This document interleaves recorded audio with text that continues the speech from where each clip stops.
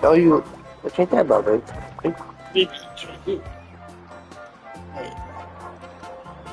Found it.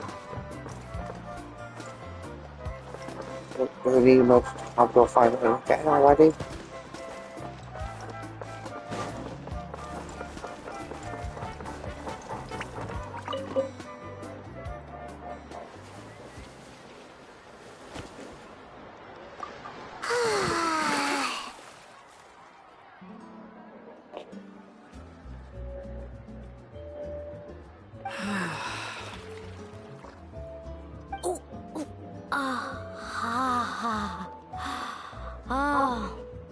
So, what do you think? Can you feel the warmth relax every muscle in your body? Yeah, it's so nice. The steam is warm too. The first time I came to the hot springs, there was no calming effect whatsoever. I was such a little ball of energy, the moment my parents looked away, I ran off to the high temperature pools. It was actually pretty funny looking back on it. They were absolutely frantic, looking for me all over, until finally they saw my head slowly poke out from under the water. I was too young to remember the whole ordeal, but my parents told me all about it. A natural-born swimmer, my mother called me. Just like her, I taught myself how to dive underwater the first time I ever went swimming. So feel free to go for a swim. I'll be right here if you need rescuing. Okay, here goes nothing. Auntie Atea, you really came to check on us? Of course. And I'm glad you listened. I brought you all some milk and snacks as well. I'll just leave them here. The temperature in the artificial springs isn't too high, so I went with Saurus crackers and grain fruit chips. See how you like them. Oh, thank you! These are great! Well, I did make them myself. Very few young people know how to truly appreciate hot springs, so listen carefully. The temperature of the hot spring not only determines the type of snacks you should choose, but also the amount of time you should spend in the water. To bathe in a hot spring is to completely empty your mind. As such, swimming around the pool is incredibly disruptive and impolite, and something you should absolutely not learn from Mualani. Hey! All right, looks like you were able to adapt to the temperature, no problem. You should be able to switch to the natural springs then. Well, I've got to get going. Oh, and make sure you drink your milk. I'm looking at you, Mualani. I still remember how you used to pour it into the water when you were little. That better not happen again, whether I'm here to catch you or not. Okay. My mom didn't think you were the type to do something like that. I remember thinking I'd totally get away with it too. But turns out milk is pretty easy to spot when you pour it into clear water. Not my best work. Some people get dizzy if they stay in here too long. You guys all right? Paimon's fine, just a bit stuffed. Looks like you two are naturals. Oh, by the way, I have to leave you on your own for a little while this afternoon. I'm gonna help the others fix up that abandoned spring. And I certainly don't trust their aesthetic tastes. Who knows what will become of the place if I leave them unattended. In exchange, though, I can recommend a couple of shops that are worth a visit.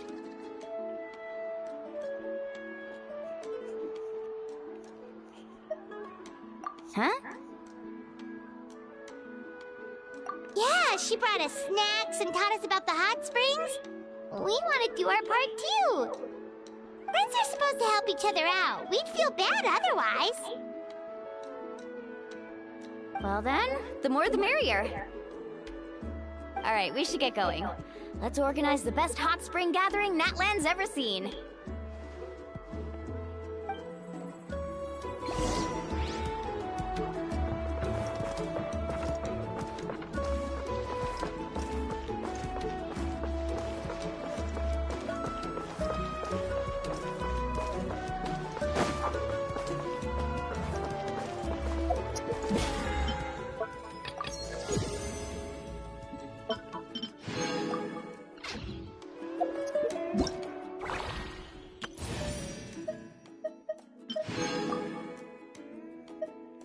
Let's see. Monday, Tuesday, Wednesday.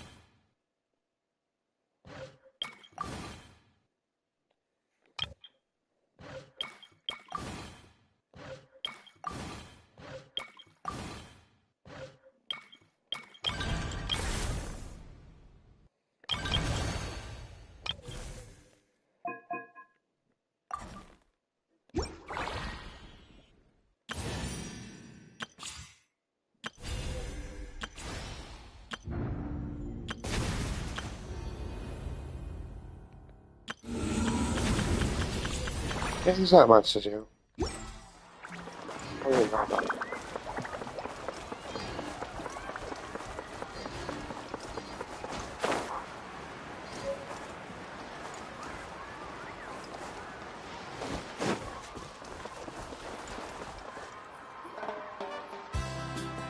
Well, honey! Wait, you brought our guests too? We're here to help. But you're important guests. We can't put you to work. All right. Stop trying to out-polite each other, would you? The sooner we get this party started, the sooner we get to enjoy the real party. Now, where to start? Looks like the water outlet is blocked pretty bad. We'll need to dig under it. Ooh, those boxes in the corner need to be thrown out as well. Oh! They're moldy as all get out! Ugh. Also, someone needs to go out and get some cloth, wood, and decorations. Oh, and snacks too. I say we get enough for 20 or 30 people. Bulk purchases fetch the best prices after all. Oh, but don't just accept the first offer they give you. I'm not good at haggling. Why don't you go? Hey, I'm not any better, and I wouldn't even know what to buy. How about we handle things here while you three deal with the shopping? Yeah, that works too. I can introduce you to all the shops while we're at it. All right, let's meet back here later.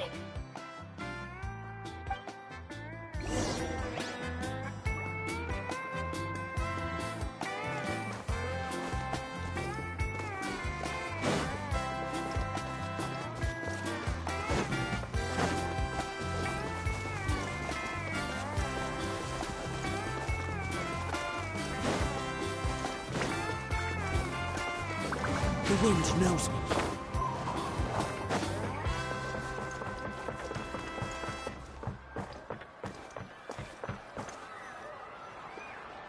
Hey there, Yellowfast. Hope business has been going well. Well, if it isn't Mualani, back from the pilgrimage? That's right. Didn't make the cut this year, though. Well, it wouldn't be a competition if everyone got to win. So, what'll it be today? Here, it's all on the list. Quite a sizable order, as you can see. So, can we expect a discount? Wow, that is a large order. What's it all for? A party? That's right. Keep this between us for now, but we're throwing a hot spring party for Auntie Atea. Wait, you're saying she can go in the hot springs again? That's great news! How about this? You can have the decorations on the house, and I'll give you 20% off the cloth and wood. Come on, I know you can sweeten the deal. That pile of wood's been sitting there since I left for the pilgrimage. At this rate, you need to get rid of it or it's gonna go moldy.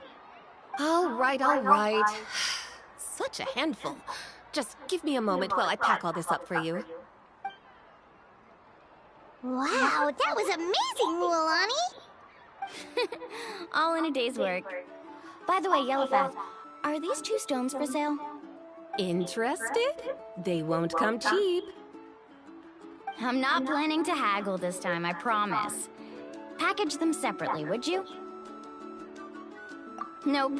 Kachina likes shiny little trinkets, so whenever I come across something like that, I always buy it for her. I'll hold on to them for now. It'll be a nice little surprise for her when she returns victorious from battle. I'm sure she'll like it. All right, that should be everything. If you could just double check, make sure nothing's missing. Let me see. Huh? What's this creative juice doing here? That's on the house. 7 years ago, when the Abyss attacked our tribe, Atea saved my brother's life. She never asked for anything in return, but I could never forget what she did for my family that day. So, send her my regards, would you? And have fun! Oh, we will. It's gonna be a party to remember. Thanks a lot, Yellowfath. Well, that's our shopping done. Let's head back.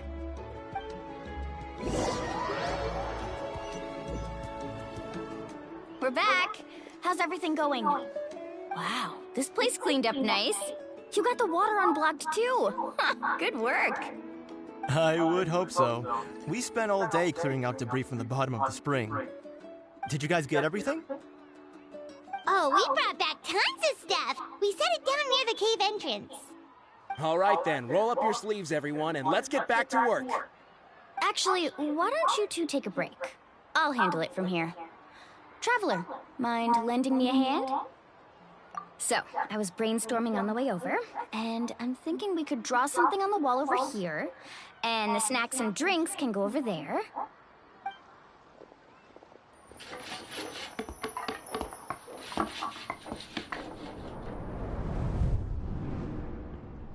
So, what do you think? Not bad, right?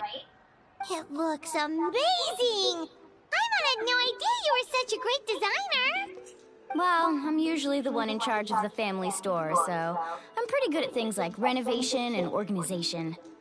Not to mention, this was totally a group effort. Still, I didn't expect it to take quite this long. Guess it's too late to invite Auntie Atea over, huh? Yeah, tonight's definitely not gonna work. Chief Amina set up those patrols to guard against the Abyss, and Atea volunteered. So she's on watch tonight. I see. Well, guess the surprise will have to wait until tomorrow. This could actually be a good thing. She can relieve all the exhaustion of keeping watch all night by soaking in the hot spring. Ha! She's gonna love it. Well, let's call it a day then.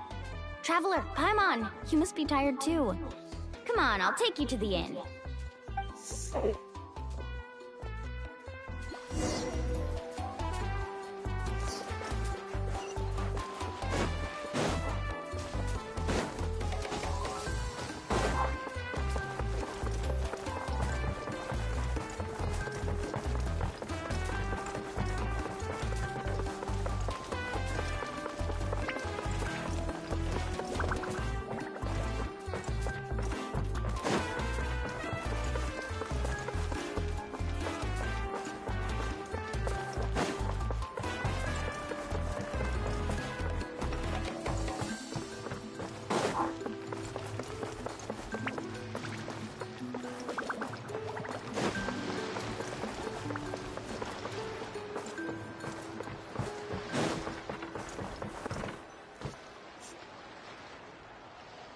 All right, this is it.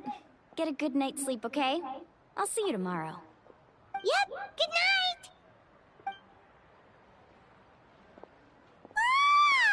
Paimon's exhausted.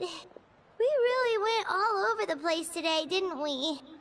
Anyway, we need to be well rested for the party tomorrow, so let's head inside.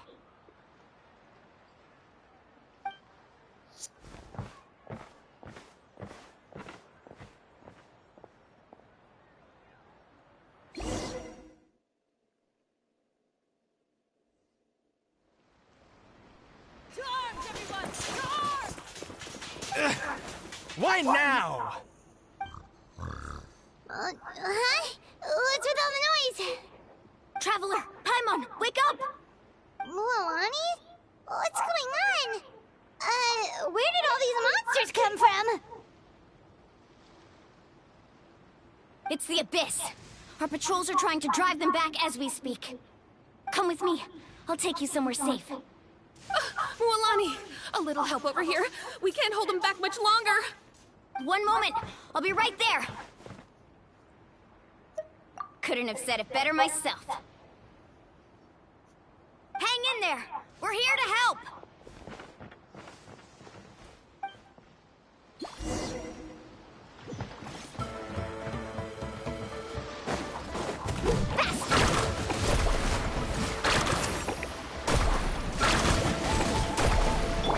Into the wind. Keep back! The tide rises!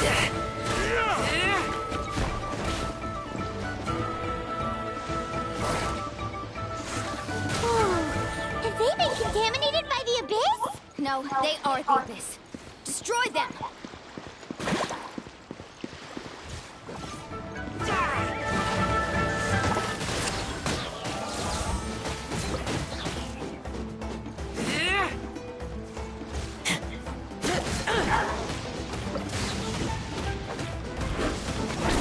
Let's round them up! Thank you. I'm alright. Go help the others. I almost died.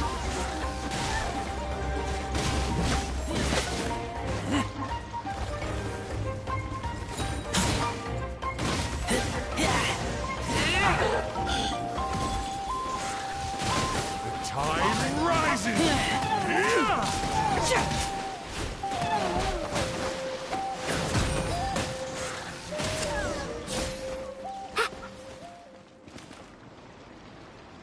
We've cleared out most of the monsters over here. Thanks for your help. It would have taken me ages on my own. Looks like we're still in for a long night, though. We still have no idea where these creatures are coming from. Let's go ask Amina. She'll have a better handle on the situation.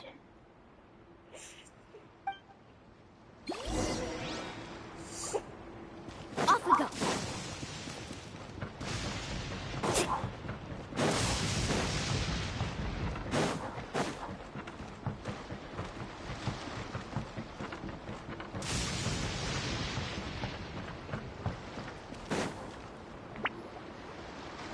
Amina! Oh, it's you three. Thank you for helping clear out those monsters. We were prepared for an attack, but we didn't have enough people to prevent them from breaking through our defenses. No casualties so far, though. Where'd they come from this time? The east side. We've pinpointed the position of an abyssal pylon, but we don't have enough manpower to take it down. An abyssal pylon? What's that? A kind of gate created by the Abyss. One that allows monsters from the Night Kingdom to enter the physical world. The only way to end the attack is to destroy the pylon as soon as possible. Otherwise, the endless hordes of monsters will exhaust our defenses. Exactly. That's what I'm most concerned about. Their numbers suggest there might even be multiple pylons in the area. We're searching for them as we speak. Alright, we'll go seal off the one to the east. Traveler, Paimon, can I count on your help again? Of course! We can't just sit back and do nothing! On behalf of the people of the Springs, you have my thanks. We're counting on you. Let's go. There's no time to lose. Take care, Amina.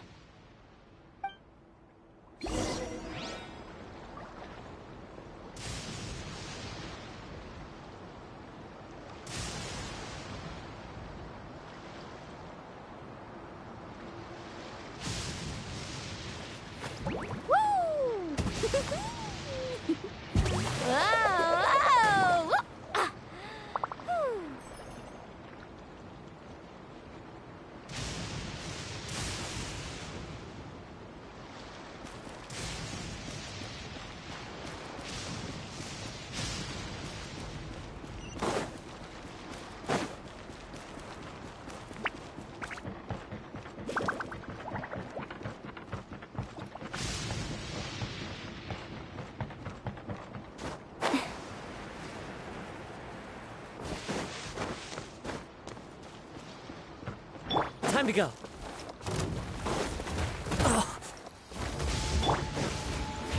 Out of the way or get blown away!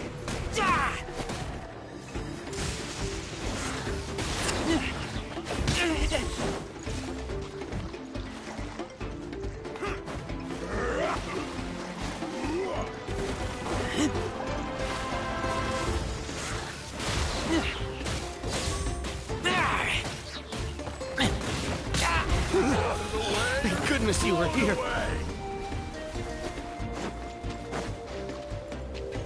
Mulani, is that the pylon?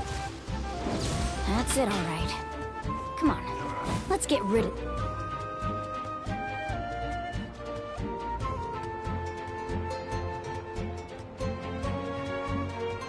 this thing.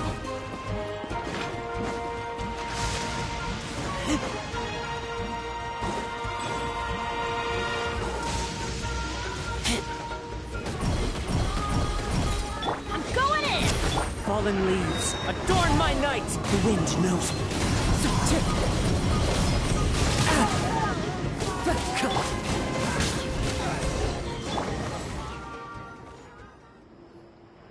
Whew!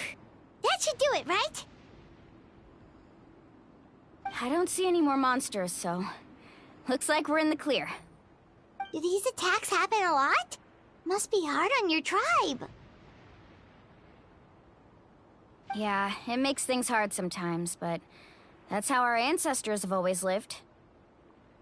Besides, the Abyss doesn't care how difficult our lives are. Fighting back is the only option. Come on, we should head back. Huh? What are you looking at? Is there something over there? You're right. Mualani, look! They're coming from that direction! Wait, that area looks kind of familiar. What? How unlucky can we get? We just finished the renovations. We probably don't have any reinforcements over there, so it's up to us. Let's move! Huh? Seems like the monsters are decreasing in number. Come on, everyone, keep it up!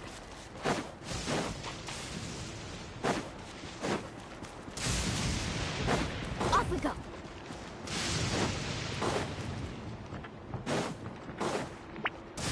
Need a surfboard?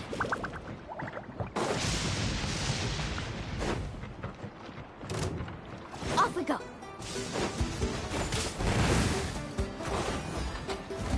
Tide rises!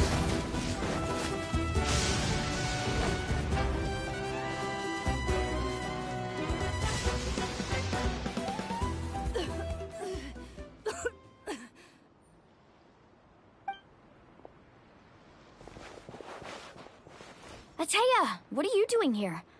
Where's the pylon? Where do you think? If I'm here, means that thing is long gone. I was in a hurry, so it's not my best work. You should check if all the important stuff is still here. Stop talking for now. That wound looks bad. The abyssal power is corroding your body. Is this the right area? Hello? Anyone there?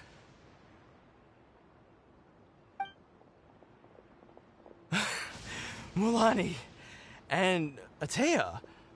What's going on? We were told the second pylon was over here. Ateya took care of it, but she's injured. Quick, someone get a doctor! All right, stop fussing. Don't you think I know my own limits? The main thing is they didn't destroy anything. This is a beautiful hot spring, by the way. I can tell how much work you put into it. Wait, no! This was meant to be a surprise. For me, right? I know.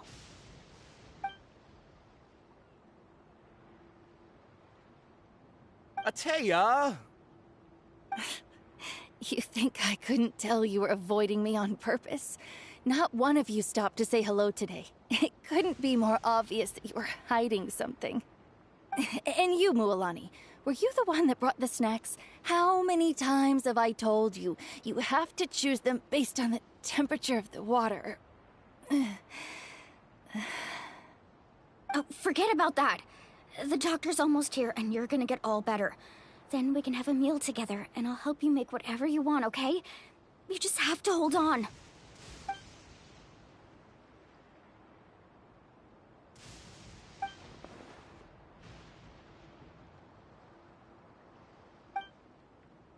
The impurities and the elemental energy we embody repel each other. What? The crystal has been purified? When? The anguish he feels has brought him to tears. I also came across a teardrop crystal. Can you purify it?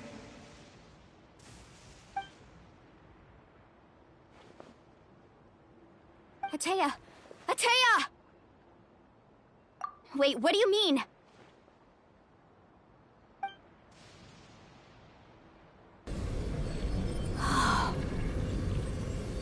What is this?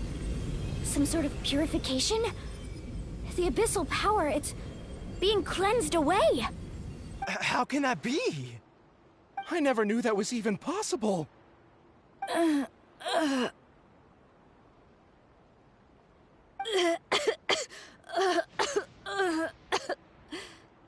Atea! The mark of the abyss. It's gone. Yes, thanks to the Traveler. By the way, Traveler, are you alright? I just saw you purify abyssal power from Atea's body. That didn't injure you in any way, did it?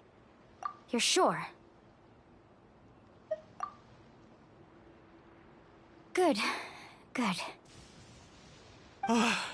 Thank goodness. You scared us all half to death just now.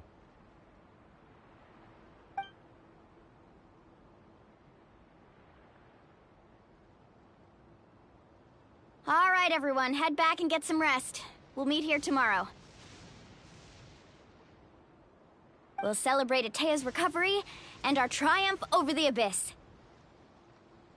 And most importantly, we'll show the Traveler and Paimon how grateful we are for their aid. Let's make it an occasion to remember. Dismissed! Got it!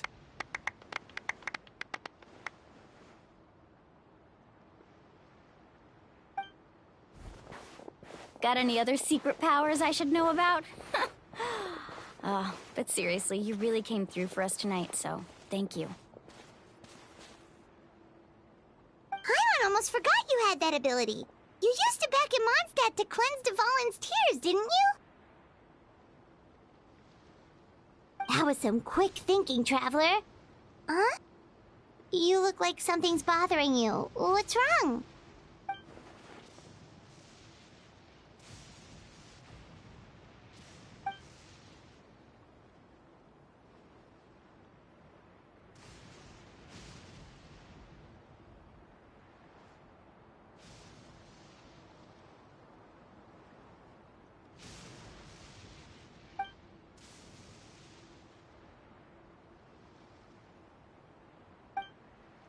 Abyssal power still exists within her body.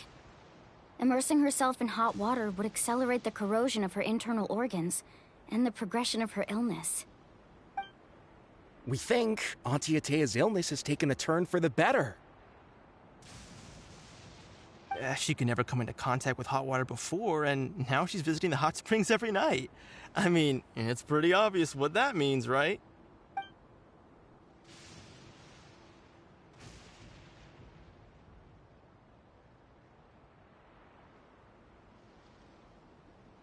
Hello? Traveler? Maybe you can zone out some other time because Paimon can barely keep her eyes open. Let's head back for now.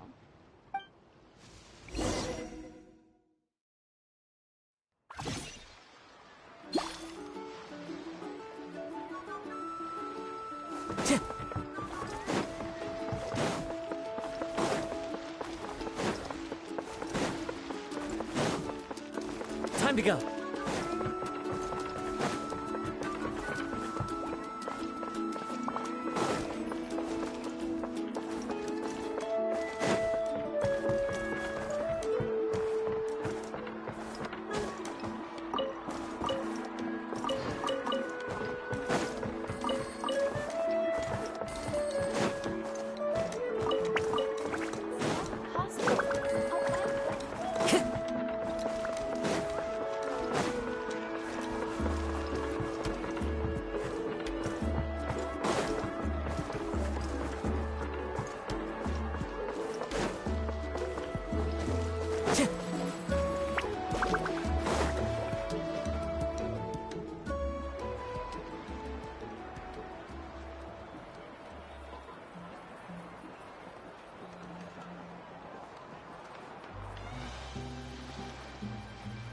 Not interested in hanging out with the other kids? Snacks not to your taste? Hot spring temperature too high? None of the above, huh? I heard you were the one who cleansed the abyssal power yesterday. You sensed it, didn't you? I was hoping to keep it a secret for a few more days. Didn't want to ruin the celebrations and all. But looks like it was no use. Hey, kid! Who, me? Yes, you. Come on. Let's go for a walk. Hey, where are you going? Did something happen? Just going to get some air. It's too noisy in here. You have fun. We'll be right back. Oh, and there are extra snacks in that box over there. They need replenishing. Baked them all fresh this morning. All right! Sounds great!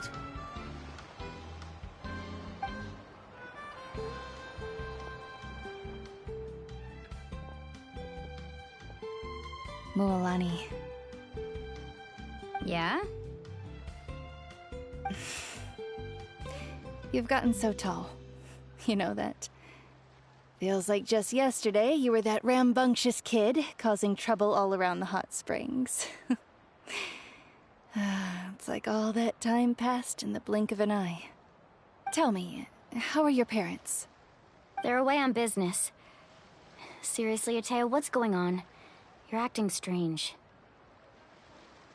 Traveler, did something happen? Both of you seem a little off today. I guess I should explain. I wasn't visiting the hot springs because I was getting better. And that pylon yesterday, I didn't go face it by myself because I was reckless or too anxious to wait for reinforcements.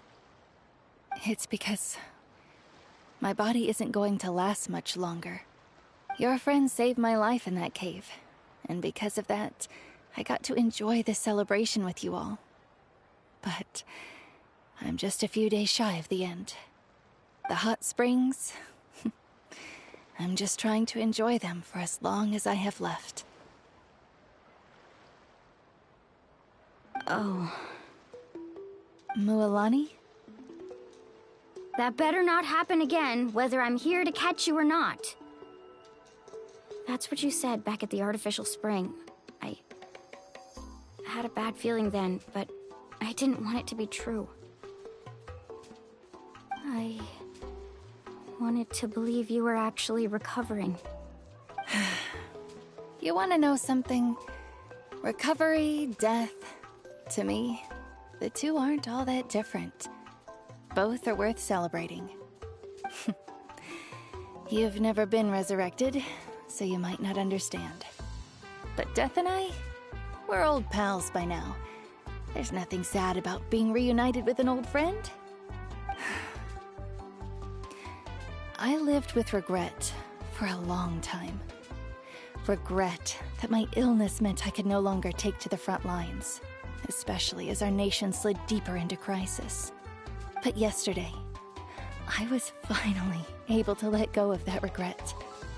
Not only because I found the strength to fight the abyss, even at the end of my life, but because I got to see you in action, Mualani.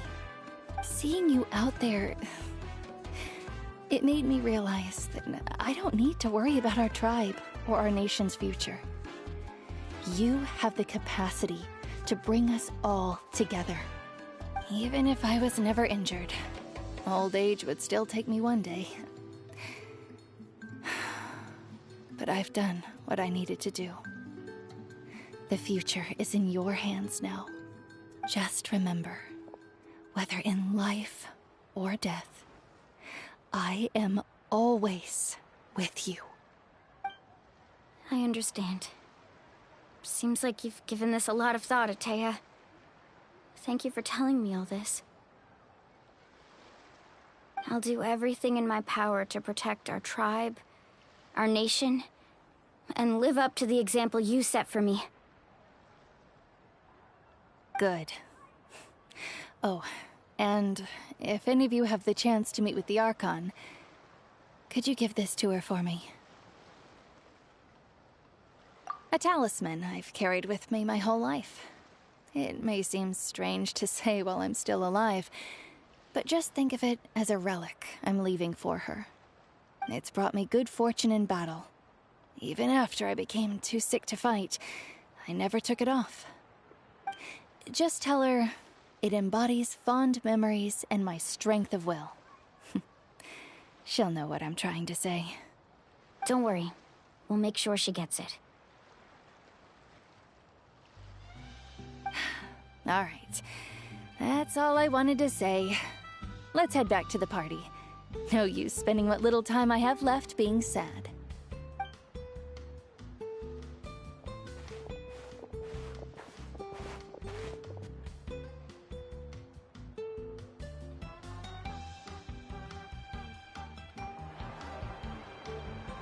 Traveler, Atea, Mualani! If you don't hurry up, there won't be any snacks left! Excuse me, what did I say about bathing in the hot springs on a full stomach? Hey, are you listening to me?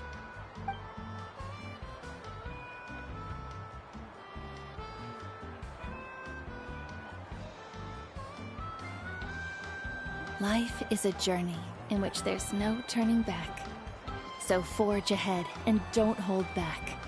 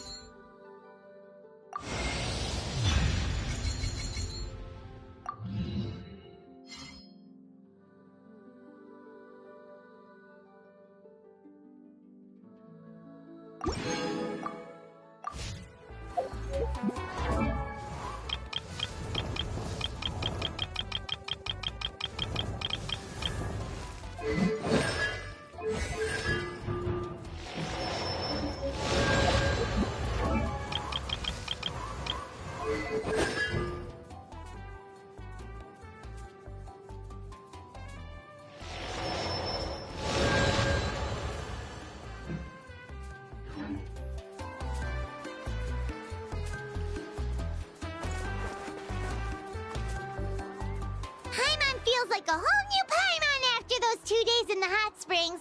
The Abyss kind of threw a wrench in our relaxation, though. Still, spending time here really has felt like a vacation. The Kaholosaurs are so nice and so fun to play with. Their bellies are super bouncy. Oh, and Atea's snacks were so delicious. She gave Paimon some for the road just this morning, actually. Yelling at some kids who got caught throwing stones in the hot springs, so not much has changed since we first met her. Hey, you guys. Sleep well last night? Yep, this area is so nice. Glad you like it.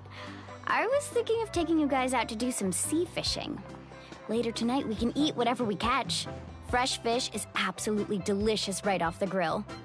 Hey, Mualani! Yeah? What do you need? The team sent out to fight in the Night Warden Wars has returned. And Kachina? Is she back as well? Kachina fell in battle. But don't worry, the team was victorious, so the Rite of Resurrection will be held in the stadium soon.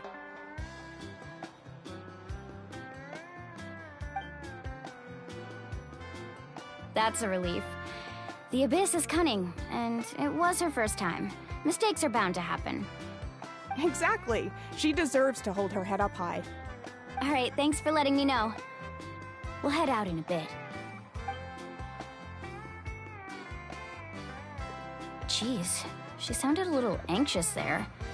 Had me thinking it was bad news for a moment. Mualani, you said the Abyss was cunning just now, but it seems like the Abyss just wants to destroy everything. Like, think about all those monsters that attacked your tribe. If there really was some sort of cunning plan, wouldn't it make more sense to send them to attack Kachina and her small team? Not that Paimon wants them to be in any more danger, it's just... Relax, I get it. The Abyss is difficult to understand, that's for sure. At a glance, it certainly seems like the only goal is total destruction.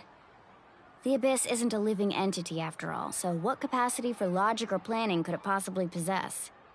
But through our long history of fighting the Abyss, we've realized things aren't quite so simple. 500 years ago, the Abyss invaded Teyvat.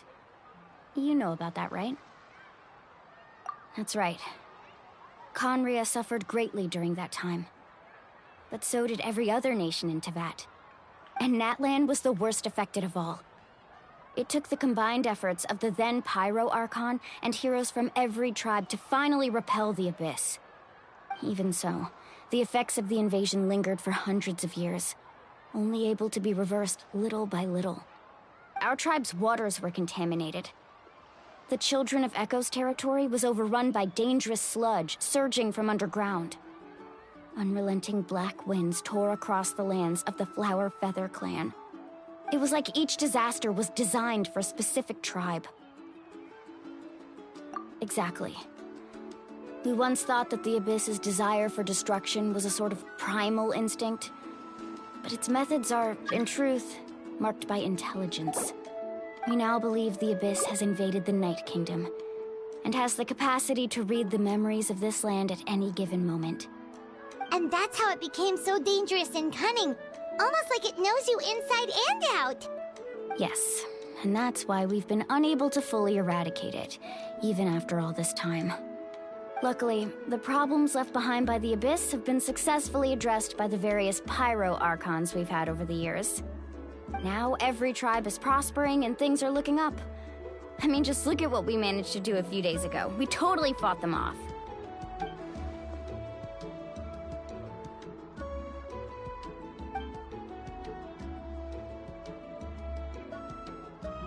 You must have had to sacrifice a lot to get to this point. Every battle, every sacrifice is in pursuit of a future where we get to stop fighting. Responsibility, duty, unavoidable burden. Everyone in Natlan views the war differently. But I believe we will be rid of the Abyss one day, and the efforts of all who fought against them will become a story for the ages. To think that my name could survive in ballads passed down to future generations, It's kind of romantic. Everyone has something that drives them forward, you know?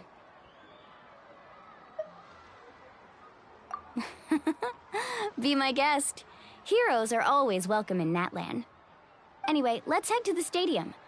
Our fishing trip can wait until Kachina's back with us. The sea's not going anywhere.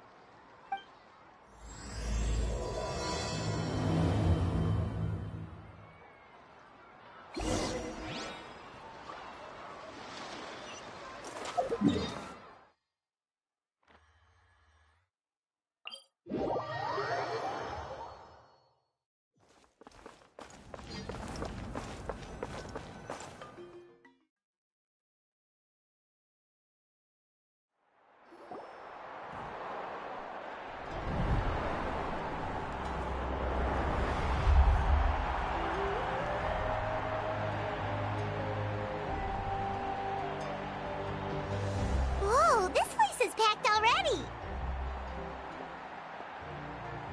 Of course. No one's gonna miss out on the chance to welcome our heroes back from battle.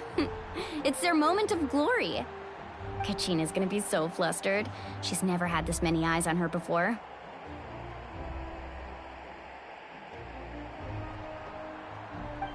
Yeah, she doesn't seem like the kind of person who likes being the center of attention.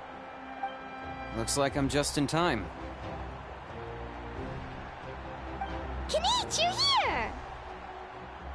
Yeah, a commission ran longer than expected, but I made it. I heard about the incident with your tribe, Mualani. Is everyone alright? Yeah, it's all taken care of. Our new friend here's got some tricks up his sleeve, by the way. He's just as strong as Kachina made him out to be. Hey, look! Is it about to start? That's right. Someone will come out and recite a eulogy, and then we'll sing the Ode of Resurrection together. Come on, let's find a spot with a good view. When the singing starts, just follow my lead and you'll be fine. Let's go somewhere higher up so Kachina can spot us.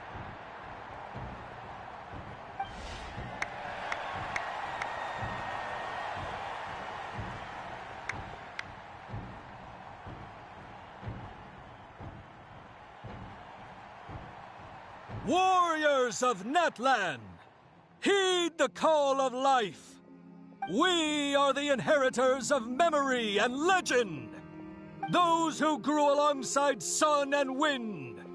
Those who forged our own destiny and future. That is Natlan's fire, the lifeblood of our nation.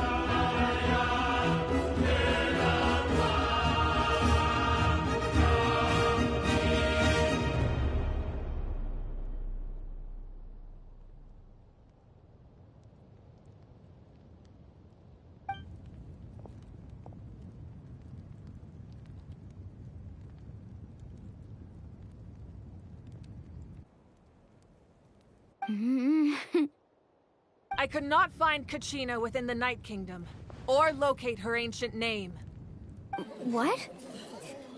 What does that even mean?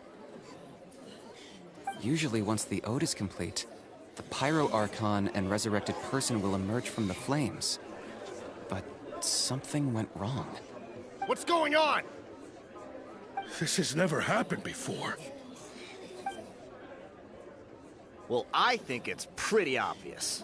Clearly, the team sent to fight the Abyss didn't win after all. Think about it. The Ode rekindles all victors. We've witnessed it countless times. Since the Archon couldn't find Kachina in the Night Kingdom, that must mean there's more to this victory than meets the eye. Hey! You just haven't gotten over the fact that Kachina beat you in the pilgrimage! Pathetic. The both of you. Your wild guesses are misplaced. We completed our mission. Maybe you did, but who's to say whether that little girl even contributed at all? Maybe she got scared and ran off. Why would the YUB recognize someone like her, even if she was on the winning team? How dare you insult a hero of Natlan like that? Kachina sacrificed herself to repel the Abyss. She doesn't deserve to be subjected to your vile rumors when she's not even here to defend herself. Calm down, Mualani. There's no point arguing with the likes of them. I can't just sit here and let them slander her like that. To insult a hero of Natlan, the person actually has to be a hero. You... Think about it, everyone.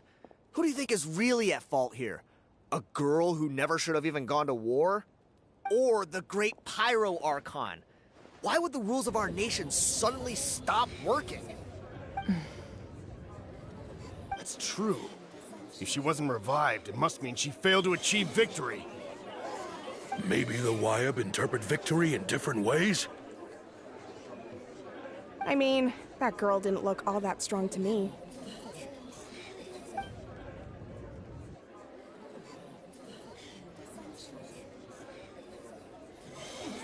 Kachina wouldn't have run! That's not like her at all! No, she's been waiting for this moment for too long. No matter how daunting the situation, no matter how scared she might feel, she's always the first person to stand up and face it head on. We don't even know what happened, so don't you dare try to use this as an excuse to vent your anger or slander her reputation. Fine. We'll find out what happens soon enough. Then, we'll see who truly deserves glory. That's enough. There is no doubt about today's victory, or Kachina's part in it. She is a hero worthy of our admiration and celebration. However, the failure of today's ceremony is undeniable. Kachina has not been rekindled, and I offer you all my deepest apologies as I continue to investigate this matter. To prevent further casualties, I have decided to suspend the pilgrimage until this matter is resolved. What? No one is all-knowing. No one is infallible, not even myself. But doubt is a means by which we seek the truth, not a weapon we wield against others. I didn't mean it that way, Archon. I just... If there are things you wish to clarify, then ask me directly. Doubt my answer if you wish, but now's your chance. You have concerns? State them. No, of course not. Even though I have said nothing to change your mind, then it would seem the truth never mattered to you at all. That guy doesn't even have the courage to answer the Pyro Archon's question. So much for all that glory talk earlier. I have a question, Archon. My friend Kachina. Do you have any idea where she is? It's extremely important to me. I know you said you were investigating the situation, but I'm sorry, that's not enough. I've already shared everything I know. If you want to learn the truth and rescue your friend sooner, you should join the investigation. So, what do you say? Of course I'll join. In that case, come see me in the speaker's chamber. We should join them. Oh, and if it's not too much trouble, could you drop by as well, Traveler? I'd like to have a chat. Rest assured, everyone, I'll keep the tribal chiefs informed on the progress of the investigation. Once again, I apologize for the outcome of this ceremony. If there are no further questions, let's part for now. Did she just ask us to come along? I believe she did. Let's go. I'd like to know what's going on myself.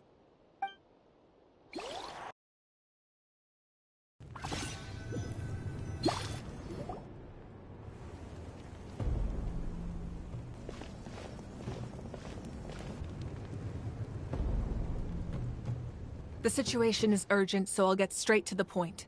Kachina is undoubtedly a hero of Natlan, and I'm deeply sorry this happened to her. There's been unrest in the Night Kingdom, but I don't know what's causing it. As a result, I've been unable to track down her location. Until we find and address the cause of the unrest, the Ode of Resurrection will continue to be ineffective. And that means Kachina won't be able to come back? That's correct. Not until the problem with the Night Kingdom is resolved. How long will that take? It's hard to say. Kachina always dreamed of fighting the Abyss, of doing her part to defend Natlan. She wasn't afraid of death because she knew, if it came down to it, the Pyro Archon would be there to bring her back to life. Whenever we sat down together, exhausted from training, she would always hum the Ode of Resurrection. She was supposed to come back to us. We were supposed to hug her and celebrate with her and share her joy. We supported her every step of the way, but what are we supposed to do now? Sit peacefully and wait for her return? Lose ourselves in grief over her death? Tell me, are we her friends? Or her murderers? That's not fair, Mualani. It's all right. I understand your rage and your grief. Kachina's life means a great deal to me, Mualani. Believe me, I want to bring her back as soon as possible. I would give you that peace of mind if I could. But please, hear what I have to say so I can at least give you a broader picture of the issue we are now facing. Considering the recent attack on your tribe, I believe the Abyss has found a new means of undermining the rules of our nation. You mean... The Sacred Flame. The foundation of our resistance against the Abyss. If we continue to hold the pilgrimage and send teams to fight the Abyss, there will likely be more casualties. But if we stop altogether, the Sacred Flame will only grow weaker. The Abyss will scale up their attacks, and the tragedy we saw with the people of the Springs will only be the first of many. If we compare the two choices, the former seems to be the lesser of two evils. Sorry, I know that may sound harsh, but I bear the name Malipo. Weighing the costs is my duty. The raw truth can be cruel. But we need to understand it if we want to approach this rationally. But what would you say, Mualani? This is personal for you. And unlike Kanich, I dare say it's not a simple case of weighing up which course of action is less painful, is it? No. I can't choose between them, and I don't want to. Saying that one is preferable over the other is disrespectful to the people who suffered. You're saying it doesn't matter whether I suspend the pilgrimage. The consequences will be equally painful. Yes. What happened to Kachina breaks my heart. But I couldn't bring myself to sacrifice other people for her sake. And that is the crux of the problem. It's not simply a matter of choosing the lesser of two evils. Either way, there will be people who suffer. And the end result will be the same. Belief in the pilgrimage will waver. Once doubt has crept in, the people will no longer unite in battle against the Abyss. And that is exactly what the Abyss wants. Their ultimate goal isn't to break the rules that make the Ode of Resurrection work. It's to destroy the people's faith in them. To prevent what happened to Kachina from happening to anyone else, we need to suspend the pilgrimage. So that is my current plan. And in the meantime, I've made efforts to strengthen each tribe's defenses. Then, we have to find another way of strengthening the Sacred Flame to keep the Abyss at bay. This won't be easy. I'll need time to figure out the best approach. I understand your anger, Mualani, but I hope that provided some clarity, at least. Wow. Paimon thought things were gonna get heated for a second, but the Pyro Archon took the time to explain everything so patiently. I owe you an apology, Archon. I let myself get carried away earlier, and I'm sorry. You're right. We need to focus on finding solutions. We could always hold the pilgrimage without sending a team to fight in the Night Warden Wars. That way, we would still be able to fuel the sacred flame. I've considered that, but the two events have nearly always been linked. Without the chance to fight the Abyss, pilgrimage rankings lose their prestige, and competitor numbers will drop. With fewer participants, the amount of contending fire produced will decrease, and the vicious cycle will continue indefinitely. So, essentially, the Abyss is taking Kachina hostage. You've learned about the concept of ley lines during your travels, yes? The Night Kingdom is something similar. Staying there for a short period of time shouldn't have an effect on the person. But with the Abyss in the picture, it's a different story. Your sense of self will be devoured until eventually you become one with the Sea of Souls. Imagine pouring a cup of water into a rushing river.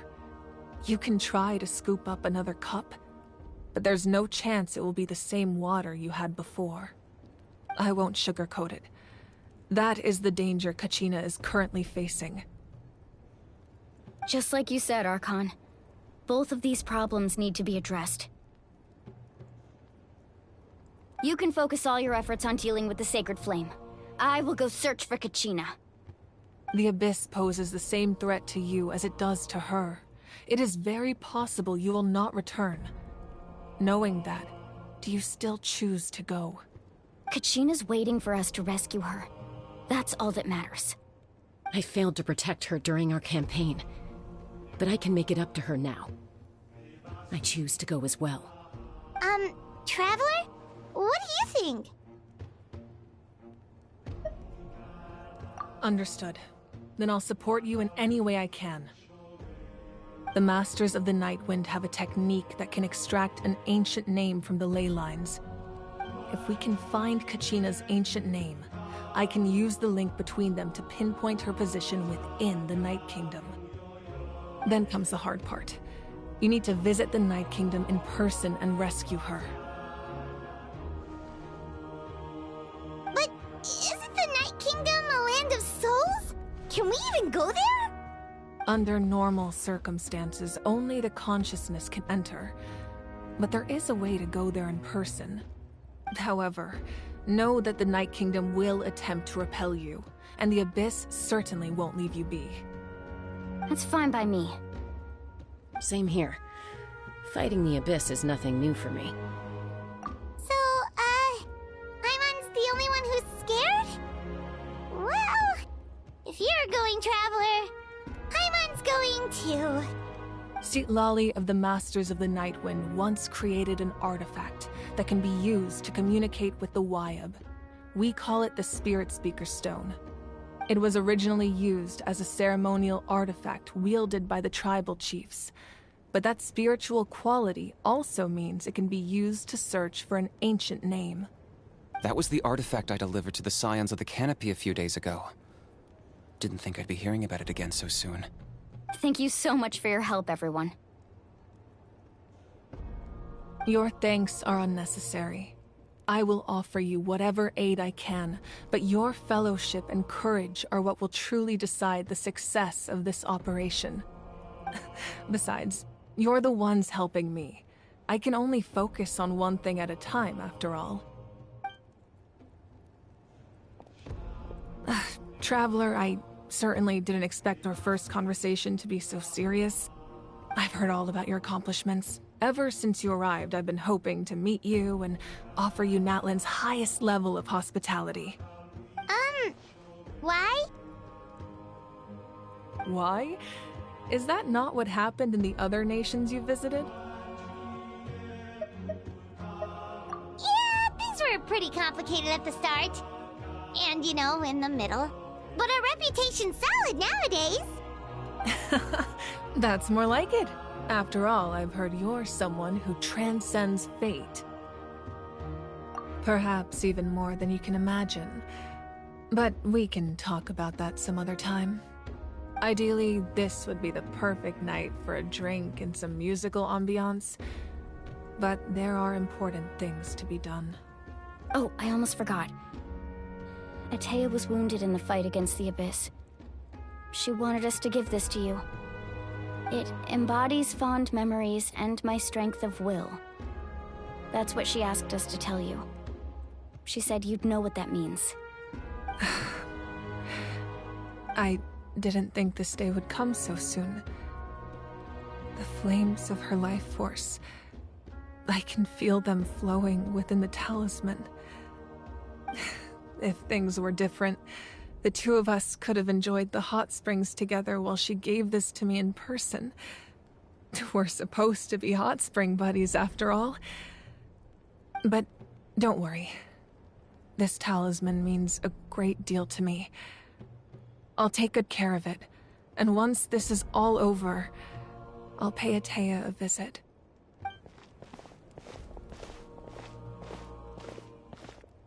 You said you didn't want to jeopardize the production of Contending Fire.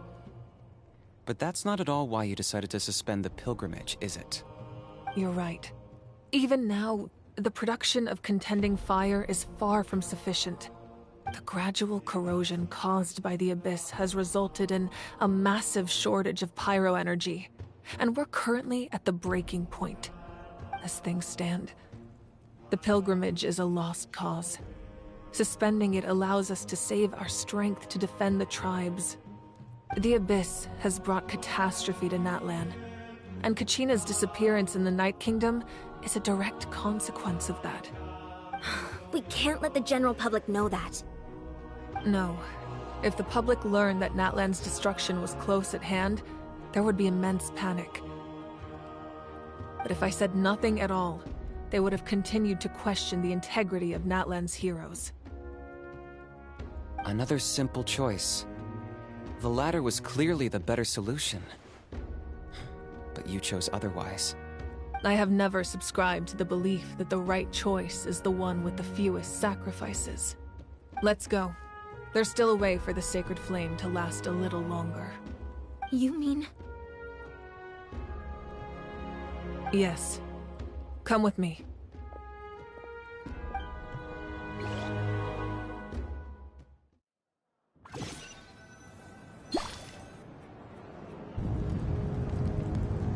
The sacred flame must never go out. Not only does it strike fear in the Abyss, but it's also the pillar of Natlan's stability. So until our heroes are ready, I will sacrifice my power to keep it burning. But that can only last so long. I think we should focus on the remaining ancient name-bearers. Don't let desperation cloud your judgment. Those chosen by the Wyab have already embarked on their destined path. It is for them to decide how that journey ends, not us. All we can do is support them. Even so, for you to make this sacrifice, it's not right. If not me, then who? No other is capable of sustaining the sacred flame. I possess great strength, but I'm not above my people. This is part of my duty.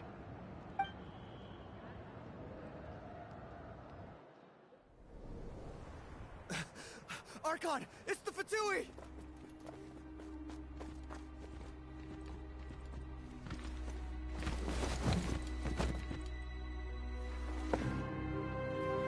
The Archon of Natlan. A force to be reckoned with. The secret of the ley lines is no secret to me. Long have they been destined for ruin. And since the oath made 5 centuries ago remains unfulfilled, what use is the Gnosis in your hands? I don't know what you mean. But it sounds like this is about more than the Tsaritsa. In times of crisis, someone must pick up the mantle of salvation. Your plan has reached an impasse, and now it falls to me to create new rules for Natlan. But before the dawn of a new age, The old must be destroyed.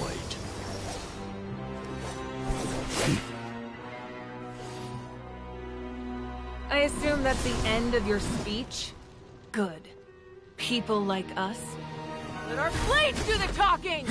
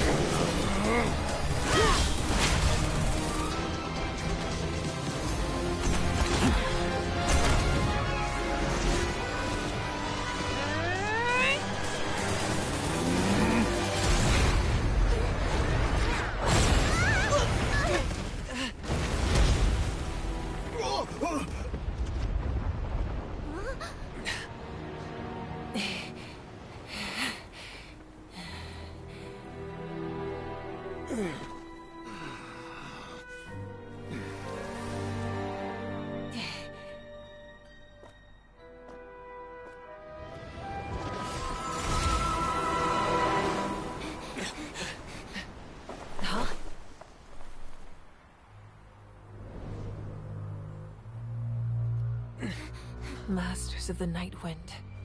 Send word. The captain and his followers must be apprehended.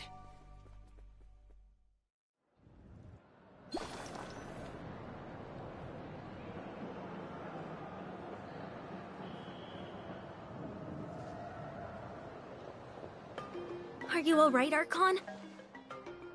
He was a formidable opponent. Exactly what I would expect from the first of the Fatui Harbingers. I never imagined someone could match you in combat.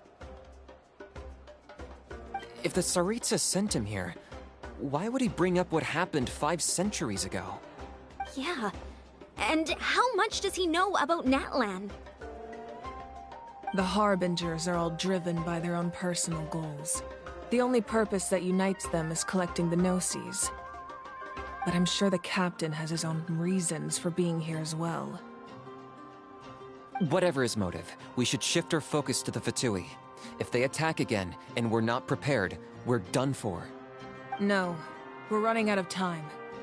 The wound I inflicted should hold him back and weaken him for the time being. Besides, I'm sure you noticed, the power that came to his rescue just now came from the Masters of the Night Wind. In other words, there are traitors among us. Not necessarily. This could prove to be a very valuable turn of events. When we exchanged final blows, I sensed an unusual presence within him. I'll need to investigate further. Kenichi, go to the Masters of the Night Wind and look into who could have aided the captain. Speak to Citlali. She should know. Of course, I'll head out right now. Do you still intend to... Yes, but fear not.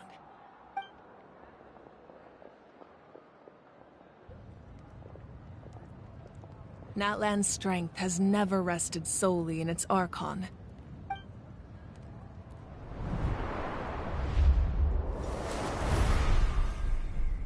Together we foresaw the only path that leads to our nation's future. We must trust in that vision now.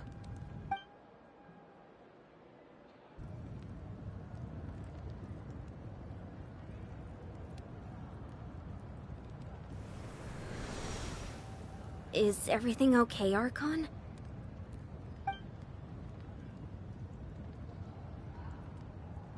Completely fine. Just lamenting the fact that I never got a picture when I could still turn my hair into flames. Too late now. I just hope the others have a safe journey.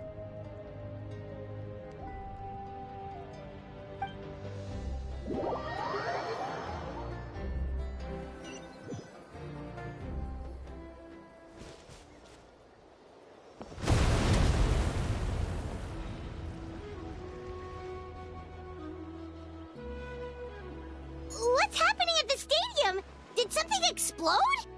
It feels like the Archon unleashed her power.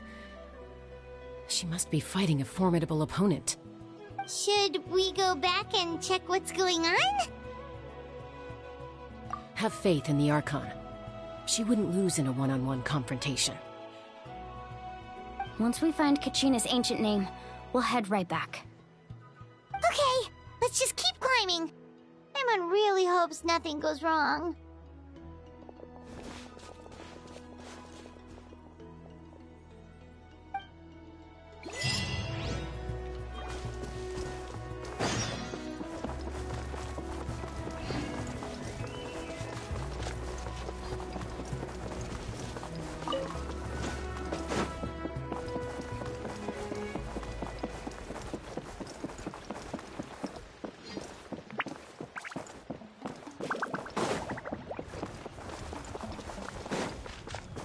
What can you tell us about the scions of the canopy?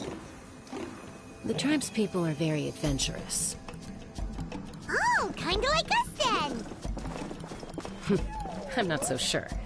You don't strike me as the type to enjoy danger. The scions of the canopy are a bunch of thrill-seekers.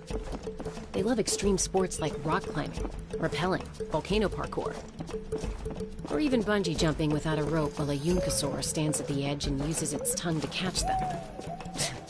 Sound like something you'd be interested in? Okay, that does sound different from our usual adventures. Paimon's not doing any of that. She can just cheer you on from the sidelines.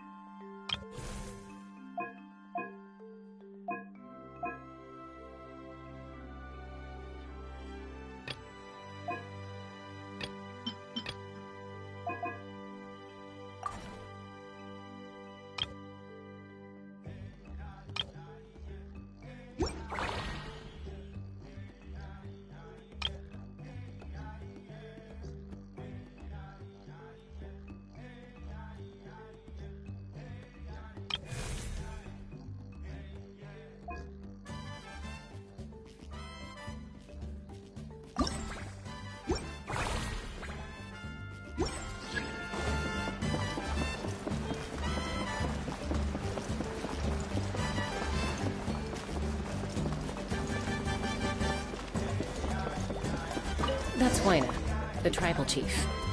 Let's head over to him.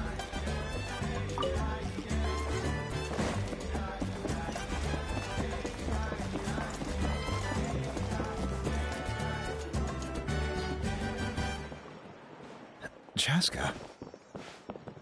Nice to see you again, Huayna. I'm afraid we don't have time for pleasantries, so I'll get right to it. We're here for the Spirit Speaker Stone. Whoa, hold on a second. At least tell me why you need it first. My friend Kachina is trapped within the Night Kingdom. We need the stone to find her ancient name and rescue her. Rescue her? From the Night Kingdom? That's right. I'm sorry, but someone needs to tell you what you don't want to hear. Going there, a mature warrior would never make such a foolish decision.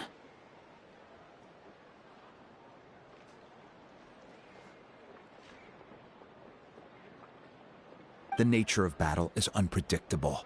You never know how it's going to end. Losing a friend is tragic, but when that happens, the best thing you can do is focus on how to prevent further casualties. I appreciate what you're trying to say, Chief Wyna. But if the price of maturity is abandoning a friend in need, I'll choose foolishness any day. If Kachina's still holding on, then so will I. I thought you might say that. Is something wrong, Wyna? This doesn't seem like you. Life isn't complete without taking risks. That's always been your mantra. It's nothing. The Night Kingdom is a dangerous place. Can't blame me for checking if you were up to the task. If you're that determined, far be it from me to stop you. Here's the stone. Keep it safe, okay? It's not like we have a spare. Thank you. Huh. Seems like you two go way back. But aren't you from the Flower Feather Clan, Chaska? Oh, Chaska's a peacekeeper, so she's famous throughout the tribes. She's always the one people call to resolve conflicts, so we slowly got to know each other that way. Her younger sister Quichi's always hanging around our tribe, too. She's helped us out a lot in the past. Oh, you have a younger sister? Yes, I'll introduce you to her sometime. But let's get back to business. Wyna, how do we use the stone? As you probably know, your intended destination is completely different from the real world. The Night Kingdom is like a river flowing with concepts, and the ancient name you seek is like a tiny fish swimming downstream. In that sense, the stone is like a fishing boat drifting down the river, but the boat alone isn't enough. You need a fisherman experienced enough to steer it in the right direction. We couldn't do that ourselves? With a little practice, I'm sure you could. You have the strength and the talent. If you want to make sure this works, though, I could recommend someone to you. Who? Vichama, a legendary warrior and scout from our tribe. He's got a keen eye and a well-honed intuition. Even his ancient name means to seek. If you're fishing for a name, you're gonna want him on the boat. Vichama? Why does that name sound familiar? He's one of Auntie Atea's hot spring buddies. I've heard stories about him. Where can we find him? Ever since Malco passed, he spends most of his time gazing out at the scenery from the cliff tops. Follow the path that way, and I'm sure you'll find him. Thank you. We'll go look for him there. Good luck. I hope everything goes well.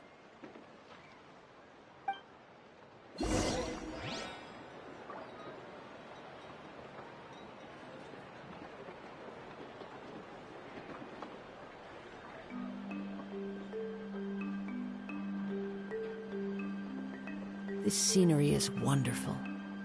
Surely enough to convince anyone to become a wanderer.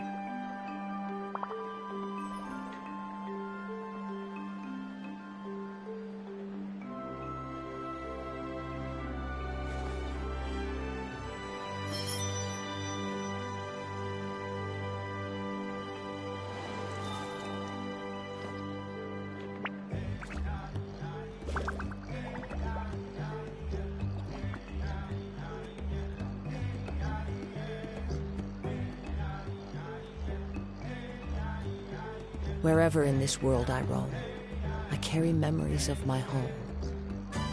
This blade, it is the last link I have to the land of my birth.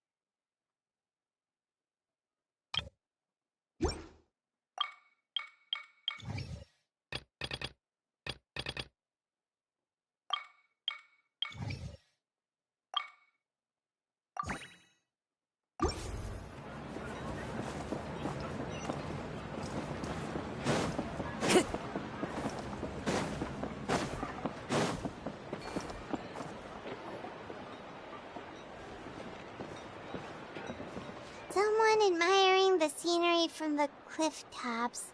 Ah, that must be him! Hello there, are you Vichama?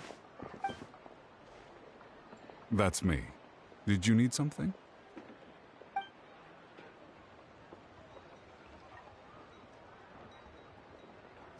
What? You're saying you can bring someone back from the Night Kingdom? How is that even possible? No, if you really think about it, anything's possible in that kind of place. But that would mean... Are you okay? You don't look so good. Everything's fine. I'll help you, but I do have a small request. After I help you find Kachina's ancient name, I want to use the stone to look for my friends as well. Your friend? Oh, why not mention someone named Malco? Is that who you're talking about? Yes, but I'd rather not get into it if it's all the same to you. That's not a problem. We agree to your request. Yeah. Since you're helping us find Kachina's ancient name, it's only right that we return the favor. Then we're agreed. Can I have a look at the stone?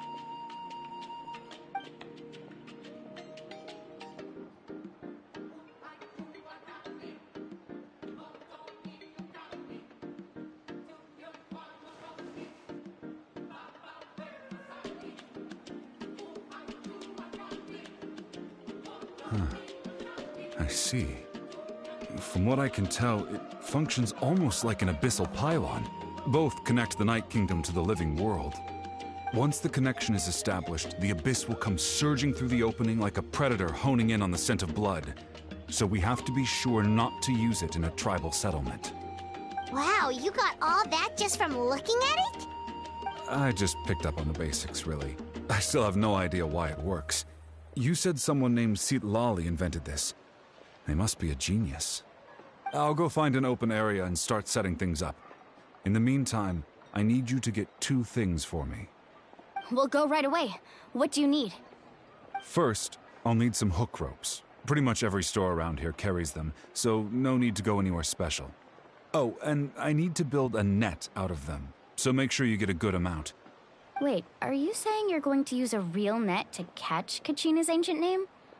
How does that work when one's tangible and one's not? By creating something tangible in our world, like a net, we can create a connection to a corresponding concept in the Night Kingdom. Basically, I'm going to use the concept of a net to catch something equally intangible, an ancient name. Oh, I see. What about the second thing you needed? Right. I need 2 chunks of obsidian. Once we bring the ancient names into our world, we'll need a place to store them. Normally, you can only get obsidian from the Children of Echoes, but I heard there's a traveling merchant from that tribe around here somewhere, so maybe you can try your luck there. Gotcha! All right, let's split up. See that clearing? Let's meet over there when you're done. Oh, and you can send someone with me if you want. In case you're worried I might take the stone for myself. What do you think, Chaska? There's no need. Lena spoke highly of you. That means you're trustworthy. I appreciate it, even though that doesn't mean much to me anymore. Anyway, it'll take some time to set everything up, so no need to rush. I'll see you in a bit.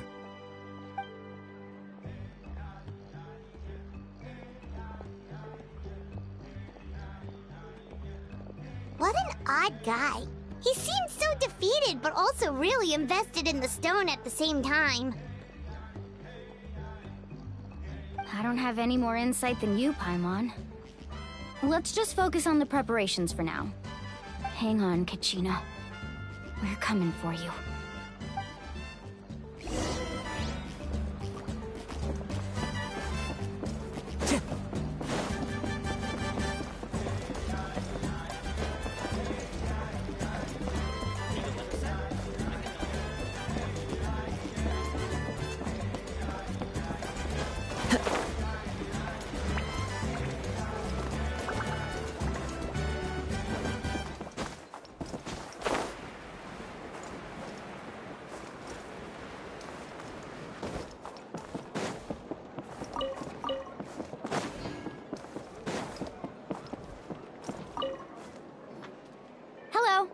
Do you have any hook ropes for sale? Hook ropes? As in rock climbing equipment? Yes. How much for your whole stock? Oh, the whole thing? Let me see. That would be 30,000 mora in total. Deal? Deal. Wait, really? What, you want me to drive down the price? We just need these as fast as possible. Thanks. Oh, no problem at all. I'll even pass along some information on the house. These ropes are usually used by rock climbing enthusiasts. If you want to learn, Roka's the person you want to ask. All right, that's everything. Here you go. Now we need the obsidian. Let's go talk to the traveling merchant Bichama mentioned.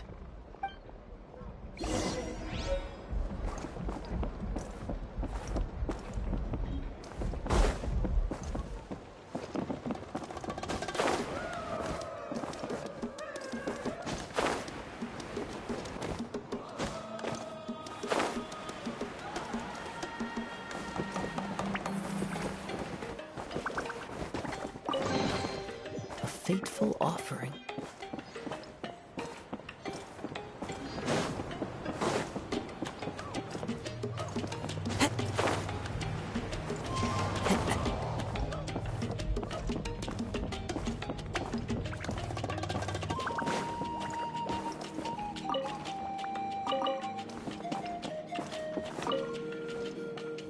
Excuse me, do you sell obsidian?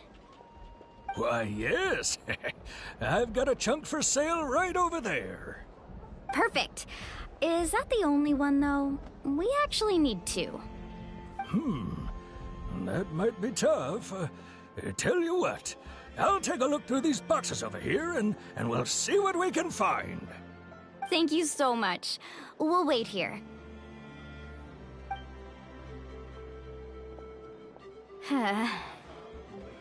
Relax.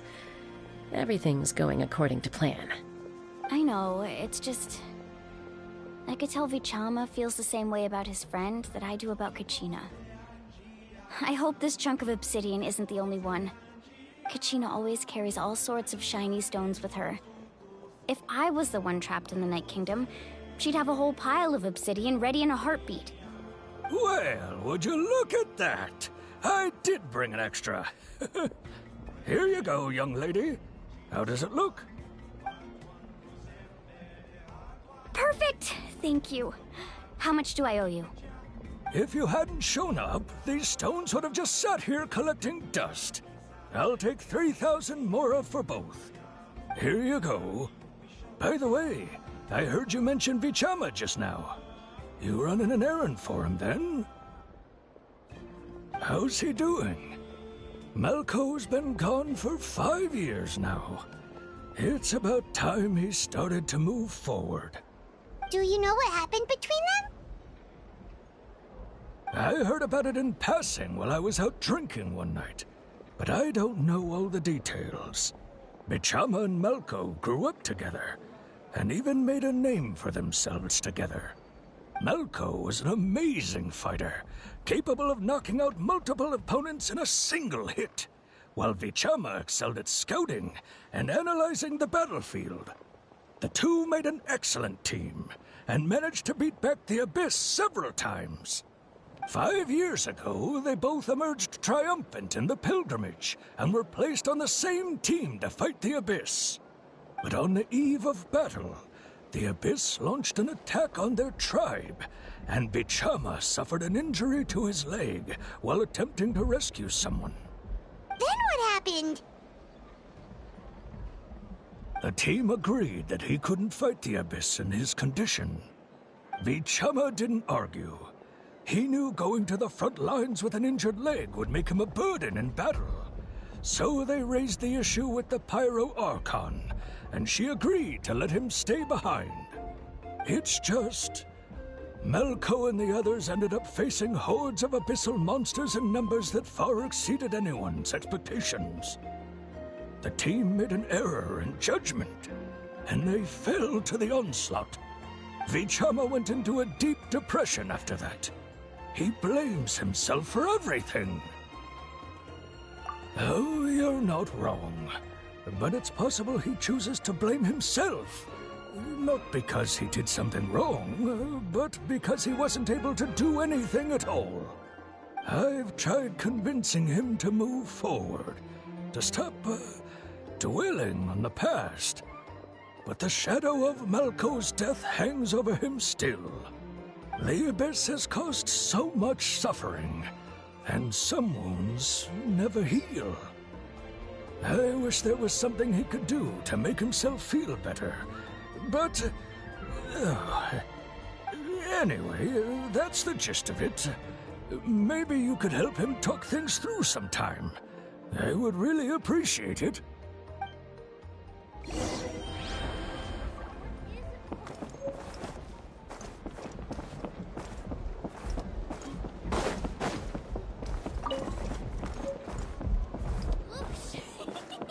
No one can catch me!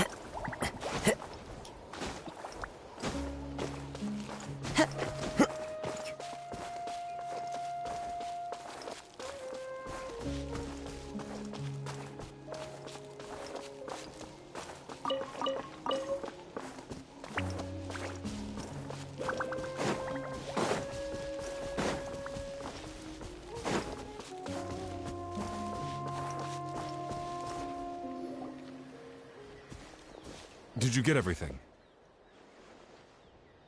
Yep, it's all here. When do we start? I've made all the necessary adjustments, so we're good to go. As agreed, I'll help you find Kachina's ancient name, and then you return the favor.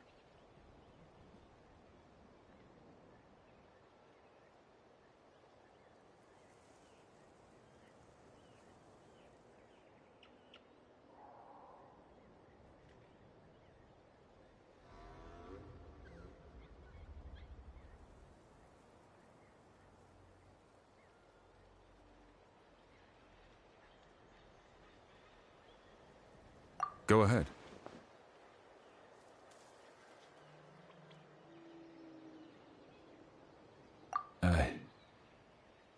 Yes. After Malco fell, I scoured the battlefield to see what happened.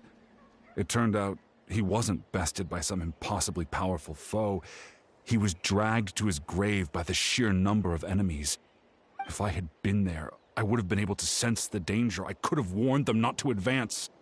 I've always blamed myself for what happened. But when you told me about Kachina, I realized there's a chance Malco might also be alive, fighting for survival in the Night Kingdom. But that happened several years ago, right? The Pyro Archon said all life within the Night Kingdom eventually becomes one with the Sea of Souls. There might not be much hope, but I still have to try. Malco and I promised each other, even if we never managed to root out the Abyss for good, we would fight together until the end. All right, let's get to it. I'll start searching for the conceptualized version of Kachina's ancient name. If you see any fragments scattered around the area, please collect them.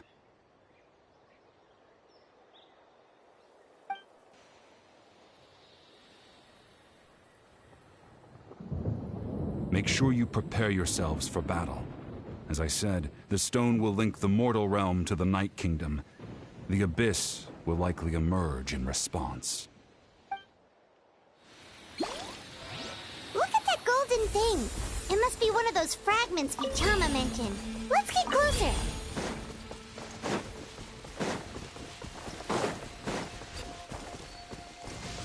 Compared to the storms I've encountered out at sea, this is really quite tame. Time to go.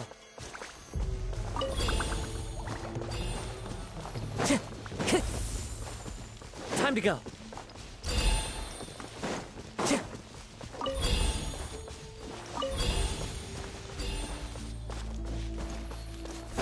Whoa, monsters incoming! Watch out, everyone!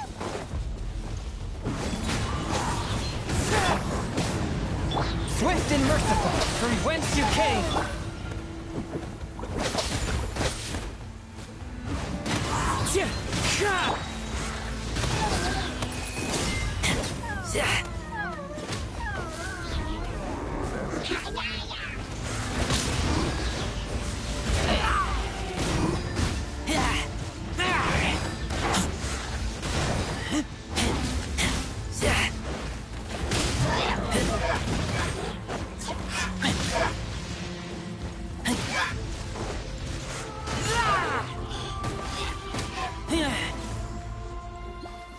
How much longer, Vichama? Not long! We're getting close!